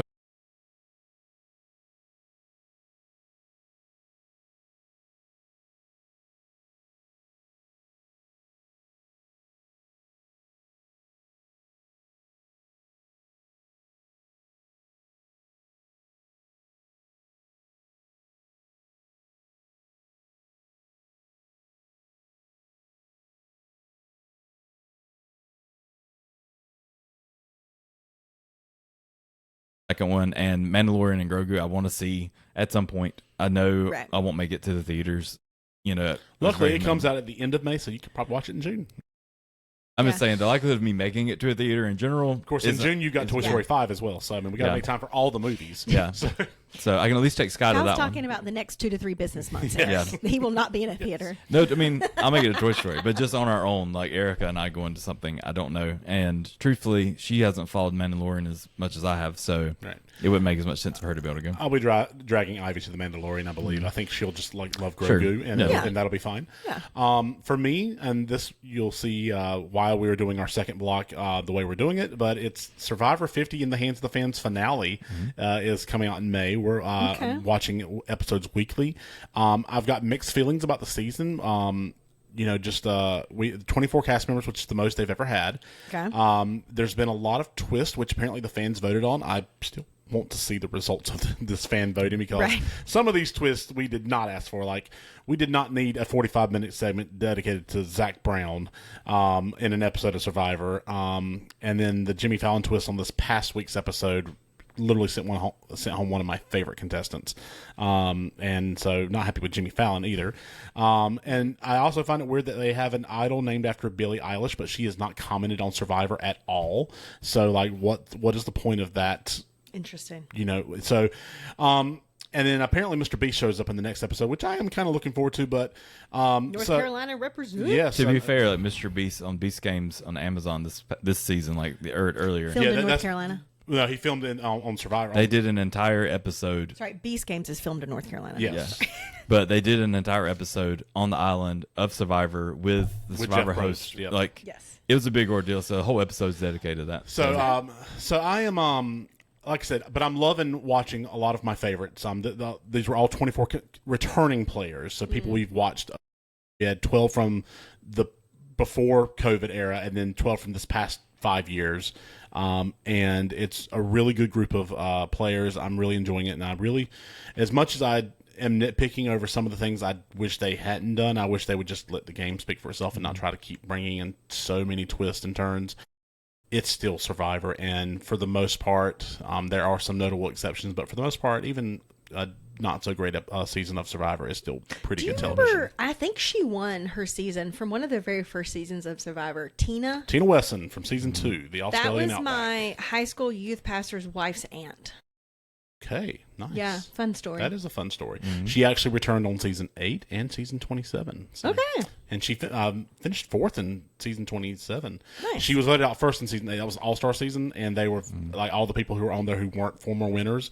Like, we got to get out the winners. We're not going to let them win this again. So she was targeted early. So anyway, Survivor 50 finale airs in like the 3rd week in May. So that will be my pick to watch. Nice. Cool. All right, so let's move on to a retro ad read. This episode is brought to you by the 2003 Nokia 3310.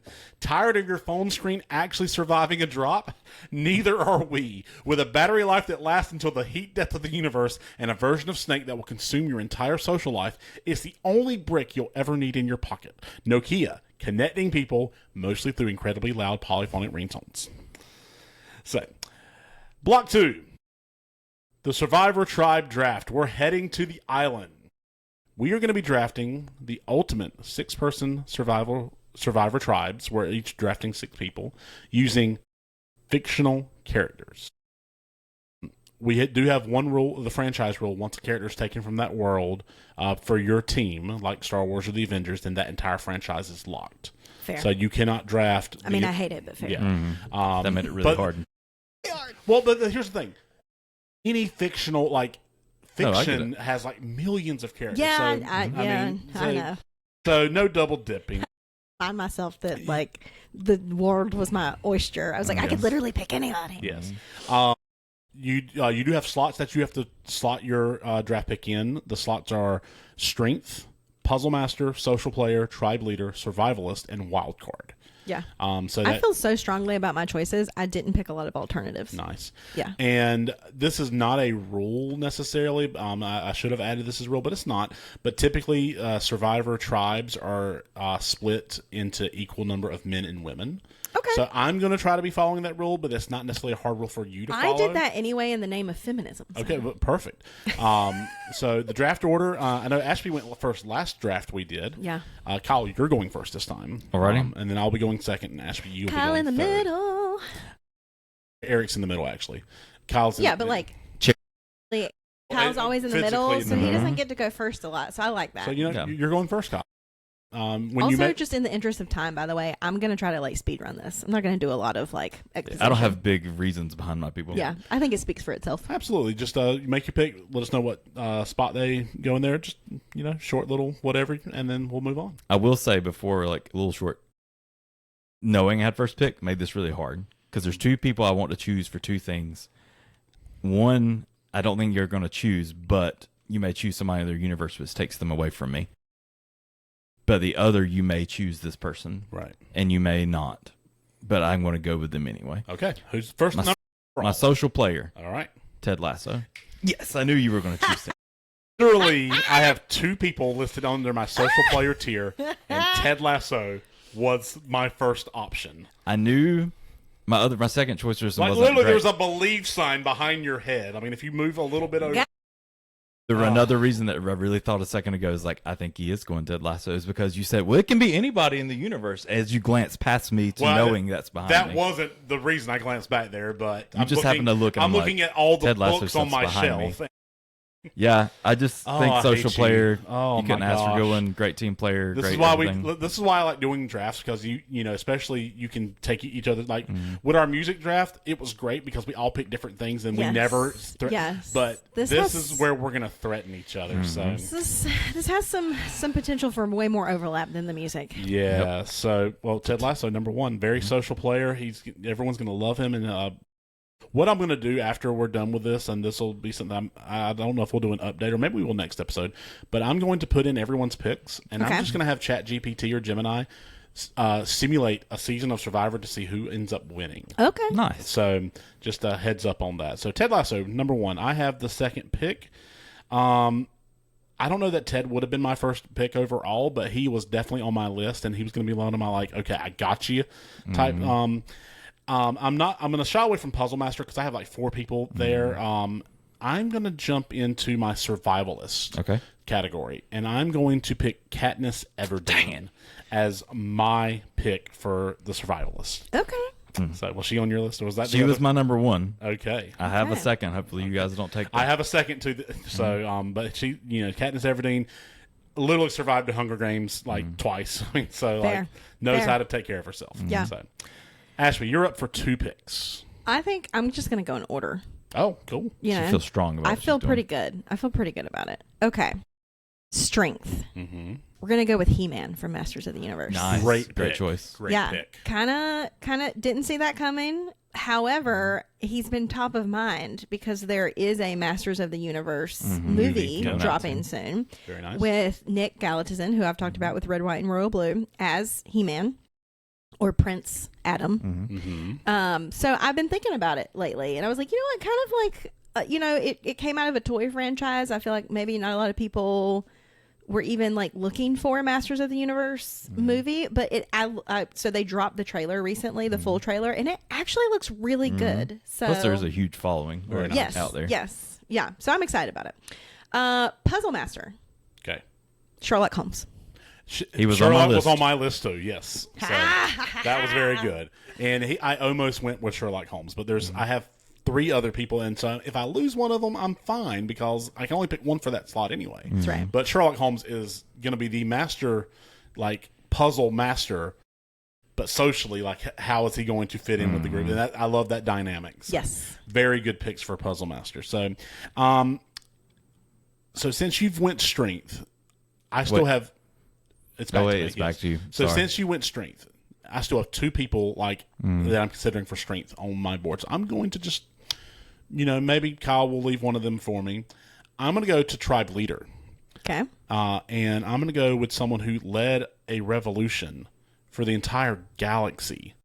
I'm going to go with Princess Leia Organa. She was on my list. Love it. That's a good one. That's a good choice. Yes. And I've got 2 girls on my team so far who are going to kick major butt. All right. Kyle, you're up for 2 now. Yes. I'm up for 2? Yeah, you have back-to-back picks. I'm sorry. Sitting in the middle of you 2 really screws me up on this whole back and Kyle, forth so thing. let me mansplain drafts to you. I understand.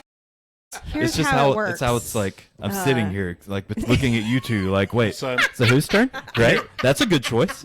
Oh, yeah, I like her too. Yep. And here I am. Let me just break this down. No, I know how it works. Let me just break this down for you. When I say it's your turn, it's your turn. Yeah, thanks. I can live by those rules. Speaking of tribe leaders. Yeah.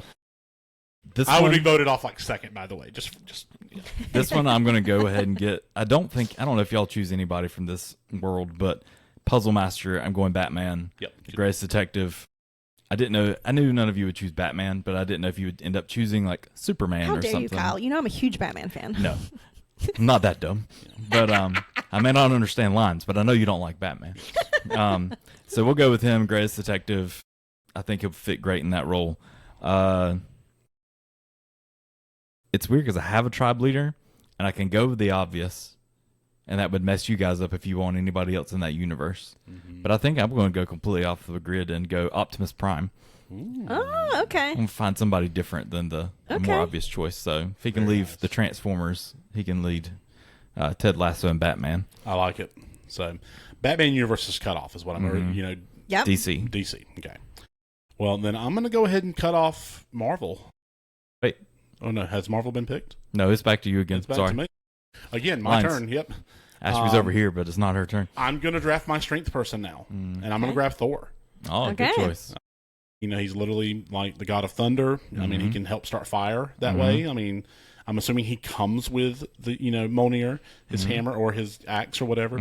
And so like just chopping down trees, you know, providing for the tribe. I mean, whatever. I mean, I think he'll have a good respect for Katniss and Leia. And I think it's going to mesh this tribe well together. So Thor. Absolutely. Yes. Thor. Okay. Ashby is up for 2, Kyle. Up for 2. I know it's just not my turn right now. I just don't. So, social player. Yes. I'm going to go with Alexis Rose from Schitt's Creek. Nice. I think Alexis would be an excellent social player. I love it. That is her forte. Yeah. Ew, David. And then tribe leader. So I thought about this, and I also was thinking about a very specific person in the Marvel Universe, but I thought it might get taken from me. So I'm going to go with Hermione Granger. Hermione was actually on my list for Puzzle Master. I thought she would be a great tribe leader. She ends up being Minister of Magic. Yes, her whole thing is that she's super smart. She's the reason the trio makes it as far as they do. I get Without that. dying, yes. But really, when you start to look at Hermione's character arc over the books, yes, she does become Minister of Magic, but also, you know, she really is the leader of Order of the Phoenix, the kids version. Like when they form sort of the Dumbledore's army. The Dumbledore's army, like right? She sets all of it up. She sets all of that. She's the shadow puppet setting up Right. everything. Yes. So I really think of her, I think, from this point of view, as like the person who would bring the whole group together. Nice. That's a good choice. Yeah. It's a really good choice. And that makes my choice for my next pick very easy as well. I'm going to go to a wild card. Someone who's just going to maybe sow some chaos. Okay. I'm grabbing Jack Sparrow from Pirates of the Caribbean. Nice. Yeah. You know? I mean, he's the worst pirate you may have ever heard of. But you have heard of him. me. Just, you know, he's going to be someone who kind of plays by his own rules. You know, but he's going to be useful out there. But you're not sure if you can trust him, like in an alliance. I mean, I think he would make a great TV as a Survivor player. So, my wild card is Jack Sparrow, and I had another person here, but I think this might be where Kyle might be going, because me and Kyle are on the same wavelength here on a lot of our picks. So It's possible. Yeah. So you're up for your next 2 picks. Well, I'll go ahead and take my wild card, and I thought you were about to take him, even with starting with the letter J. I'm going to take John Wick as my wild card. Not where I thought you would go. So Okay. I'm going to let him be. If you're on his team, you're on his team. So hopefully that would be a good thing. Yes. It's when you Please try to leave his dog alone. Yes. If he wants his dog there, it is more than welcome. Yes. We are right. not touching that dog. That dog gets first eats off everything. Trying to survive. I got survivalist or strength left. I'm going to go with survivalist. Okay. Survivalist. This one's a little off the common thing for us, but I'm going to go with Steve from Minecraft. Oh, okay. He has the ability, as if you've ever played Minecraft or watched Minecraft or just watched people play Minecraft, he breaks down blocks and is able to rebuild his resources out of those same blocks. So he goes and mines things to turn them into other things that he needs to make things happen. So he's an alchemist. I guess so. Sure. He's resourceful. He does all the things. That's a word. Yeah. Add that to my list of chef's gifts. It's a word. Yeah. I learned things with Ashby That's a all the funny time. sound you made over there, Yeah. Ashby. That's a word that I'm going to hear a whole lot now Bless that she you. said it. Yes. Chef's kiss I hear more frequently than I ever did, but Ashby said it first for me.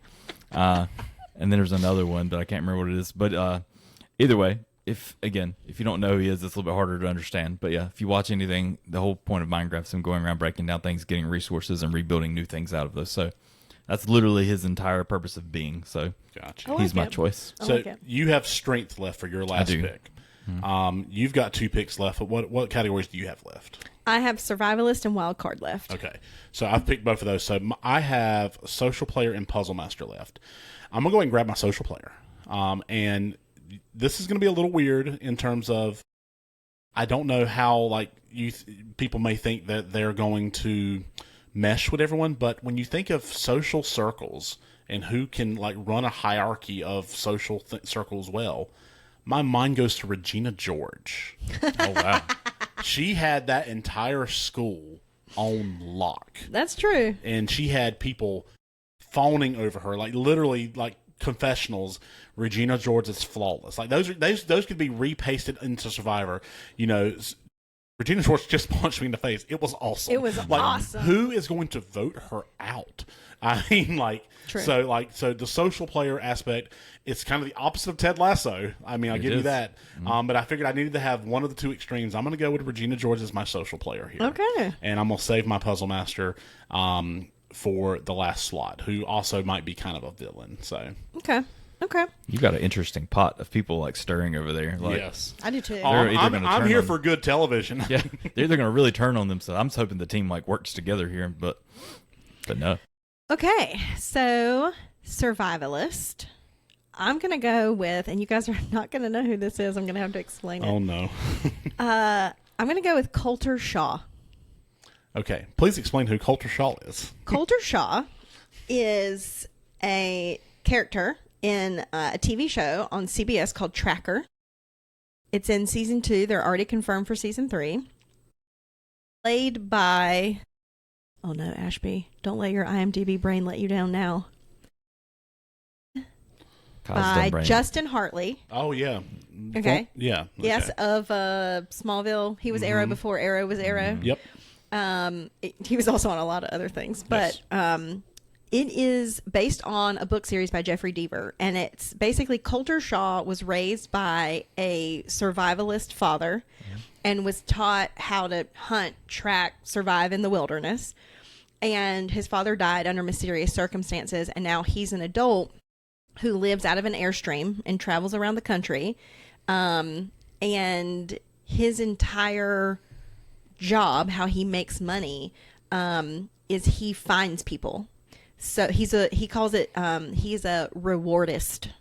So when the cops won't help you, or, you know, you've hit all these loose ends, you see all these missing posters for people like my brother went missing in the wilderness, or my sister never came home, and I'm offering a $5, $10, $50, you know, $80,000 reward, whatever. He will go and find those people and accept the reward, and that's how he makes his money. He uses his skills to find and help people. And it's a really great TV show. Okay, so I think he would fit well in the survivalist mode. Yes, Coulter Shaw. Nice. Okay, and then your last is your wild card, right? Wild card was tough, and I thought of the wild card slot as like not like a wild card in skills, just like a wild card and like literally doesn't fit into anything else, right. and like makes my selections seem truly random. And to be fair, she does have a lot of marketable skills. But my wild card slot is Dana Scully. Okay, yes. Nice. Yeah, Yeah. I feel that. Nobody said you were in the jungle here. Like, Exactly. Even though Survivor technically usually is, you could be. Aliens are anywhere. Yes. So Right. I love it. I mean, she's a medical doctor. She is an FBI agent, so she knows how to handle a gun. You know, she's used to dealing with like Mulder's insane wild theories and the adventures he gets on, so she can really handle, you Like know, the she can social pivot aspect of it, yeah. really well. So yeah, that's my wild card slot. Okay. My last pick is for Puzzle Master, and I have 2 picks here. I have 3 females on my team, so I'm going to go with the male choice here to even it out. This person is a genius, like literally a genius, but would not mesh well in the social aspects, like if he does not get his way. So I could see him being the very first person voted out. Okay. But I can also see them keeping him around a while because he's good at puzzles and he's also good at science stuff. Like he would be able to start a fire, like if Thor wasn't able to. So, okay. I'm going to go with Walter White from Breaking Bad. I thought about him. Okay. He like literally is. I mean, he's a biology teacher, yes, but he's so much smarter. He was able to make meth and like sell it. It's like he's going to win because I he's going to get everybody else addicted to meth. So, but like but the thing is, like, if he doesn't get his way, he will explode. Like he has that dark side to him. True. So I'm trying to picture interacting with Thor, Regina George, Princess Leia, who's like going to shut that stuff down immediately. And is like, let me just grab this bow I made and just shoot this guy. And then Jack Sparrow's gonna be like, no, I think he has good ideas. Let's listen to him. like I'm just just trying to see that interaction. Like it's probably not the best tribe, but in terms of fun television watching, 100%. So Walter White, I'll share my honorable mentions after Kyle makes his last pick. Okay. But yeah, this was fun. So Kyle, you were doing your wild card and you said skills, and it immediately made me think I should have picked Napoleon Dynamite for my wild card. He's got great skills. It's like you gotta have some good skills. Yeah. But I didn't. I had strength, and I literally had one person. I thought about Marvel Universe as soon as I started. It was like, Marvel's probably out the door. I'm not going to rely on that. Same way with like DC. Same way with a lot of these things. And I was like, wait a second. Why am I even questioning? It could only be one person. One person only. It's John. I'm not even going to throw a flag on this. No. I love it. I Yeah. I was about to say, are we going to accept that like John Cena as a personality is He's kind a of a fictional character, person? but he's also in a comic book Yeah, as that's John Cena. okay. I accept I it. will allow it. Yes. As someone who cheats all the time, I accept it. He plays a character on television. We made it to the end of the draft You ain't before I cheating, you ain't before I trying. was going to throw it back. So you get a free one. Yeah, you can't. Him as a person versus his character on TV are two different Different. people. Absolutely. So they dress differently. Yes. So Absolutely. even though he's retired now, you just imagine that John Cena could probably be strong. In general, dude is like stupid strong, but he could probably handle tons of things. Plus, he actually fits very well in a lot of these roles. Like So him and Ted Lasso would be best friends. Yeah, I think. Like, Yeah. no, full stop. I mean, Again, my people are hoping they actually work together, so I can kind of see him being level-headed enough, but also, strong enough to do physical things, but mentally also to be able to handle whatever needs to be handled. I got you. So yeah, I'm looking forward to what ChatGPT Seeing has what to the say results about are. My honorable mentions. Regina George gets hit by a That's transfer right. truck, Optimus Prime. So. Straight arrow. My honorable mentions, I had Bane in strength. And then Batman got taken, so I had to take him off. That's why I took Thor as early as I did. Beth Harmon from The Queen's Gambit was my Puzzle Master alternate. Okay. Makes sense. Let's see. Moana and Rick Grimes were tribe leader possibilities. Daryl Dixon, also from The Walking Dead, was survivalist. Michael Scott from The Office was a wild card possibility for me. Okay. I can see it. And then I thought of some as we were sitting here. Sean Spencer would have been fun at Puzzle Masters too, and He was my alternative. Yeah, he would have been great. If he was my all Puzzle people had Master gotten- alternative. And I honestly thought you might take him from me. So I really thought about it towards the end. Like, do I really want Walter White? Like, I mean, I do kind of, but Story-wise, he'd be really good. Yeah. What honorable mentions did y'all have? Name one that was randomly out there, but the other social player. So other than Ted Lasso, I only have one. It was John Keating. It was Robin Williams' character from Dead Poet Society. Oh, yeah. I was trying to just think Makes of something sense. that Robin Williams did as a character that could bring people together. There was a couple different movies I thought about using Robin Williams from, but then I was like, overall, he was able to bring those kids together, level-headed anyway. A lot of the other people didn't necessarily want to, but I would love to have him in a lead role if not. So. Okay. Makes sense. So Sean Spencer was my alternative Puzzle Master. And then the only other one I had an alternative for, and I knew it was probably going to get taken, so that's why I ended up doing Hermione Granger. But for tribe leader, I had Nick Fury. Oh, Nick Fury. I had Captain America. And Yeah. I was like, Very nice. Yeah. same way. I did have Princess Leia. My only wild cards, I had Yoda or Luke Skywalker. I was Yeah. like, there's somebody else from there in there. But Yeah, very cool. All right, well, I'll let y'all know the results of our draft once we do it. We will probably reveal them on air next month as well, just if people are Perfect. curious. Speaking of things that happened from our last episode, Ashby went 5 for 8 in her WrestleMania picks. She did. Just, Great job. Throw that in there. I mean, hey, So, yeah. that's pretty good She results for a She got rando both main draft. events wrong, but then she did really well after Yeah. that. So Yeah. good stuff. So Proud of my let's- wrestling bracket. you did really good. Based on nothing but vibes. Hey. Yes. It is time for block 3, the rental shelf roulette. So here's how we're going to play. I've got 10 movies from the golden age of the local video store. We'll just say 90s and 2000s. Okay. And for each one, I have 4 clues. The first clue is going to be a bad plot summary. Pretty much the more confusing, the better. I'm going to give you a bad plot and see if you can figure it out. Okay. If not, we'll go to clue 2. The era vibe is going to be the tech or the trends associated with it. Okay. Clue 3 is going to be the staff pick, so the cryptic advice from the guy behind the Blockbuster counter. He's Okay. going to And then clue 4 is going to be the dead giveaway. It's the quote that everybody knows from that movie. Okay. So there's really no stakes. I mean, if you get it on clue 1, you get 5 points in Blockbuster Legend status. If you don't get it until we get the clue 4, you're getting 0 points and paying a late fee.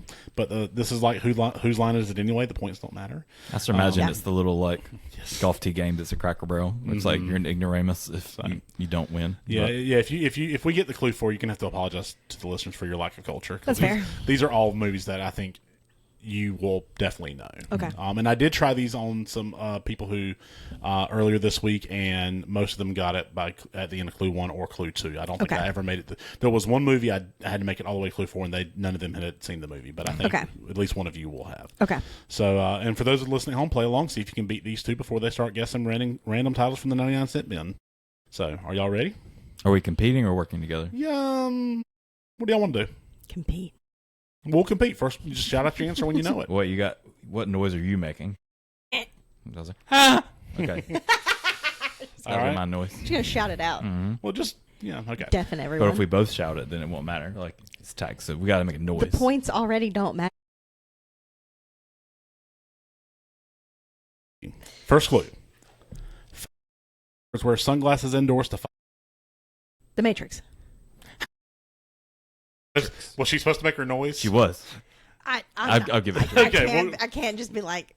It was The Matrix. Other clues were high demand for green monitors and floor-length trench coats. You'll start looking for a landline phone everywhere, and then I know Kung Fu. Okay. All right. Movie number 2. A man with a talent for running accidentally influences the 20th century. Forrest Gump. Yes, that is correct. Also I'm going to have to back my mic up so I'm not like killing everybody in their cars. Also features a high-stakes ping-pong match in a shrimp business. We need buzzers. You know, I do have buzzards, but they're at work. So next time I'll bring buzzers. Bring the equipment. Yes. Number 3. An ex-couple spend a weekend in the Midwest trying and failing to finalize their divorce because the man proves he's better at science than his rival. Twister. Yes. I was going to shout it out, but I was like, let me give it just one more minute. Let me finish the clue before you go. Okay. Notable for making everyone in 1996 terrified of flying farm animals. Rent this if you want to see a Reg Dodge Ram get demolished. And we got cows! Jesus, Joe, is that what you think it did? So, yeah, and that's a clue that I'm very proud of because it has nothing to do with the movie other than the fact that they are trying to spend a weekend in the Midwest trying and failing to finalize their divorce. So. Also, mad shout out to Jamie Gertz. I literally just rewatched this last week because it's finally, I think, on HBO now. It's streaming. And her performance is so underrated. She's like, when you told me you used to chase tornadoes, deep down, I just always thought it was a metaphor. So y'all have gotten them on clue 1 first, or the first clue every time. Kyle's got 2, you're at 1. All right, let me finish the clue. All right, number 4. A struggling small business owner enters a high-stakes gambling tournament in Nevada where the primary currency is causing blunt force trauma to strangers. Fight Club? That is incorrect. I didn't think so, but I was like, I'll try. We can move on to the next clue if you'd like. Oh. I feel like I know it, but I can't remember the title of the movie. Oh, you would remember the title of this movie. Clue number 2. This is the tech and trend associated with it. Okay. It features a pirate, purple spandex, and training with wrenches.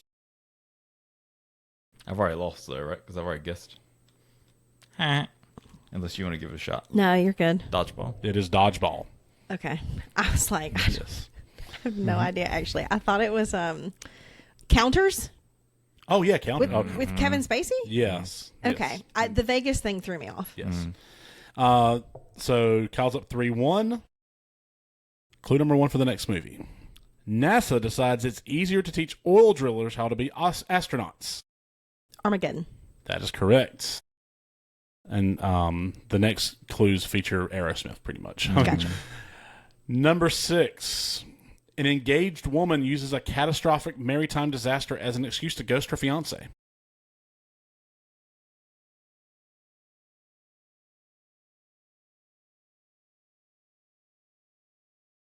Poseidon Adventure? No. An engaged woman uses...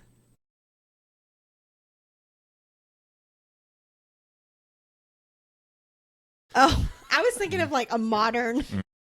Nope. Oh, that's hilarious. And that's where the title of this episode comes from. This movie is so long, it famously requires 2 VHS tapes in one box. Yeah. That's funny. Number 7. I kind of forgot she was engaged, to be honest. Mm-hmm. Mary Time gave it to me. I wasn't thinking boat at first. I was like, Mary, good time. Number 7. A man with a very specific family tree decides the most patriotic thing he can do is commit high-stakes federal larceny. If Ashby doesn't get it. No, I got it. Is it National Treasure? It is National Treasure. Okay. These are really good clues. Thank you. They're throwing I me worked off. hard on these. God. That's why we're doing all 10. Man. I'm just surprised. I usually am horrible at names. I think these are just movies I've seen a ton, so that's why. And just remember, these That's are all fair. from like mid 90s. to late 90s / early 2000s. Right. Like nothing past 2005, I don't think. Next movie. A helicopter parent travels across the ocean to rescue his kid from a dentist. Kyle? You want to give it a shot? Taken? Finding Nemo. Finding Nemo is correct. Again, I wasn't even thinking about cartoons. Features a group of sharks trying to start a vegetarian support group. Number 9. I've lost count of what Kyle's at now. I think you're at like I don't know. you're Gotten something. 2. I'm just surprised I know things. A homeschooled teenager moves to a new town and learns that the easiest way to make friends is to join a popular girl's entourage and slowly destroy her life. Mean Girls. Yes, it is Mean Girls. Thank you for waiting for me to finish the clue. Thanks, You get double thanks the for giving points. it to I me, at least Kyle. did a feint. Thanks for in the giving it background. to me. I appreciate it. All right. I'm trying, Coach. Hey. Last one. An elderly man convinces his gardener and a few local drunks to go on a multi-month hiking trip just to return something to the top of a mountain. I'm not stealing this one from her. No, you should not. I haven't seen it, so I can't say anything. That's right. But you know what it is. Oh my gosh, why am I so You, terrible you at were this going game? to throw some, like, grab her cup out of the way. I'm going to put my arms on the table so she can't flip it. I'll go to the next clue. This is notable for making every teenager in 2001 wish they had a cloak. Okay, third clue. Yes, At this keep going, point, keep I think going. my brain is just like It's a 3-hour. This is from scrambled. this is from the Blockbuster staff member who's Lord of the Rings. Yes, Yeah. Fellowship of the Ring. When you said cloak, and I was like, it's not Harry Potter. Mm-mm. I was thinking of an invisibility cloak. Mm. Oh, I mean, is that an gosh. accurate description of the movie? Kinda. We Maybe. haven't seen it, so we don't know. I really don't Not know. re- Okay, I don't know if you should use the word return. I would have used the word destroy. Okay, fair enough. Kyle understood what it was. Which is insane. That's because all that I know, And we found her new useless aggression for this Yeah. month. all that I know of So Lord mad. of the Rings, I learned from Clerks too. Wow. Oh. That's the Wow. extent of it. So, Kyle, I think you took that one. I'm not angry. I'm just disappointed in myself. I wish I had a medal. I'd wear it around all week. This will definitely be making a return in a few months just because I like seeing the frustration. So, I hope y'all enjoyed the, Wow.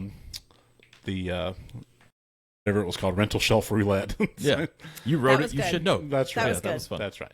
All right, so it's time to open the pressure valve. We're at the end of the episode. We have all those tiny, insignificant things that drive us absolutely up the wall, the hills that we are prepared to die on for no reason other than pure, unadulterated spite. It is time for useless aggression. The floor is open. The mic is hot. And I personally am not liable for the things that are said in the next few minutes. Ashby, you are in the hot seat first. What is ruining your day? Look, here's the thing. Some call them haters. I just call them fans. Apparently, we got our first ugly comments. We're popular enough now on YouTube. Our YouTube shorts are doing really well. And people don't like our useless aggression clips because apparently they don't understand context. So if you don't listen to the whole episode and you just listen to me rant about how feminism killed Buffy the Vampire Slayer, which was meant to be funny, by the way, it's literally called useless aggression. It's being mad without like having to actually be mad. Okay, it's useless. It's for maybe fun. Don't okay, watch the one clip and use that clip to go find context. but also like sorry. I don't know. Just keep watching our clips. Give us the views. Stay mad. You know. I don't know. Whatever. But- No, that's cool. Look, I came up with this catchphrase a few years ago, and the context doesn't matter anymore. But I'm still thinking about making stickers and shirts, and also poor man's copyright before I say it right now. And it goes like this: be mad, stay mad, die mad. Nice. Kyle, you're going to go second. I've never gone less on this, so I'm going last today. Okay. And I think mine's very valid. So anyway, I'll let you go here. Yeah, I'm gonna have to read it straight from here because I don't know if I'm going to have to read mine too, and I don't know. Mine might not fit into a minute, so I'm going to try my best. Yeah, we'll just scoot. All right, Okay. go. Back in 1985, McDonald's began testing and implementing dual drive-through lanes. You hear that? 1985. So they've been around longer than I've been alive, and yet some of you still can't figure out how to drive through them. A few weeks ago, I was running early, so I thought I'd grab a tasty breakfast burrito before work. Got my order in, I moved ahead, waiting behind the car in front of me, and as I'm waiting, I see the person in the other drive-thru lane finishing up their order, and come on up, and I can tell just by the way they're driving up and avoiding eye contact that they are about to jump me in line. Mm-hmm. The line moves. Yep, here they come, barging in through their F-150. They must be running late or something because they had to skip me in the line. I make it up to the first window to pay, and guess what? Yep, you guessed it. The person in front of me paid the wrong bill because they went out of order. Now, I sit there watching them at the second window, staring at the McDonald's worker, refusing the bag of food, talking about how that's not what I ordered. You gave it to me wrong. That's not what I ordered. Multiple minutes later, they finally pull away, making us all late for work now. And that's not all. I know that type of person. Give them 20 minutes, and they'll be at home complaining in the local community group on Facebook about how the local McDonald's is horrible, and they can't even get their meal right, and they had to wait, and it made them late. And why can't these incapable people just do their jobs right? It's just food. It's just a drive-thru. I'll never go back here. No, it was you, lady in the F-150. It was you. Your fault. You jumped the line. You acted like you didn't know what you did, but you did know what you did. Forget about the two-game lane drive-thru and quit blaming everyone else on your failure for common instructions. Can I get a hallelujah? Yeah. I gave you 33 extra seconds there. I'm not cutting that off, and you won't cut me off, I assume. But no. I appreciate it. That was fantastic. Yeah, maybe that should have gone last. I don't know. I mean, it was true. And for all of you that are going to miss this part of the clip, I'm sure I actually was not mad. I saw it happen, and I was like, "This will be my useless aggression this month." Pull my phone out and just start making notes of. Yeah, this lady, she just has no clue. Yep. I see you, ma'am. Yeah, that's what you're doing. Yep. Use the anger. Don't let the anger use you. Yes, that's right. I'm a Jedi, not a Sith. That's right. You ever notice how pharmaceutical commercials have decided that they're just allowed to kidnap perfectly good songs and turn them into CVS receipt-length jingles? Like, I'm just minding my own business. Maybe I finally got a song out of my head, something iconic, something timeless, and then boom, here comes a commercial like, nothing is everything. And now that's living rent-free in my brain for the next 72 hours, and it's never an upgrade.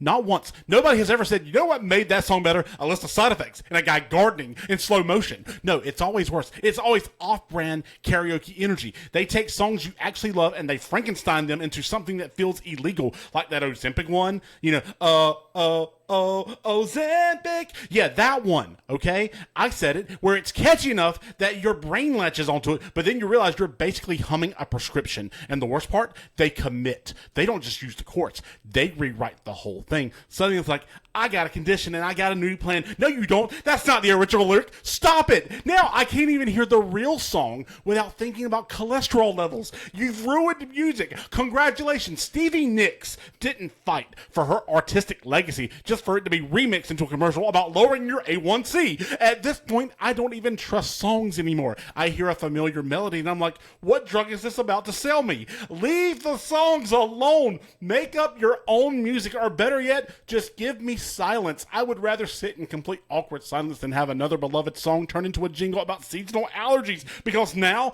every time I hum something, I don't even know if it's a classic or if it's a commercial. Stop it. Perfect.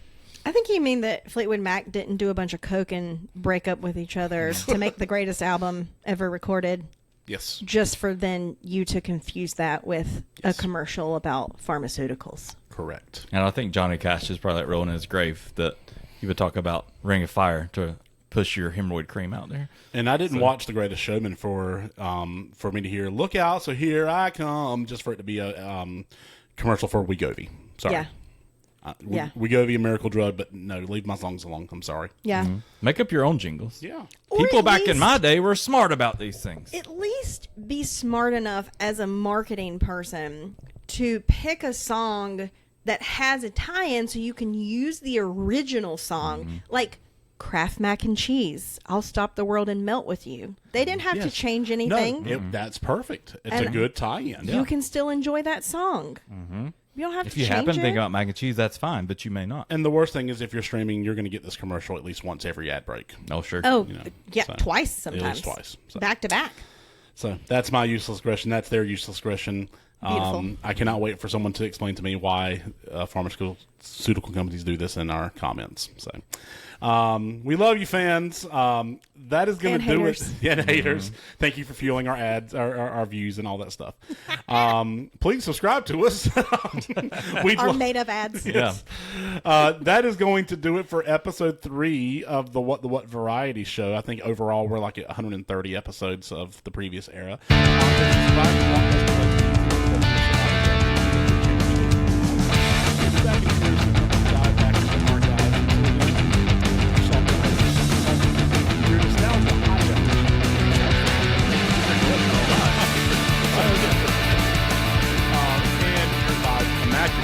Ashby and Kyle. I'm Eric, and as always, stay as cool as the other side of the pillow.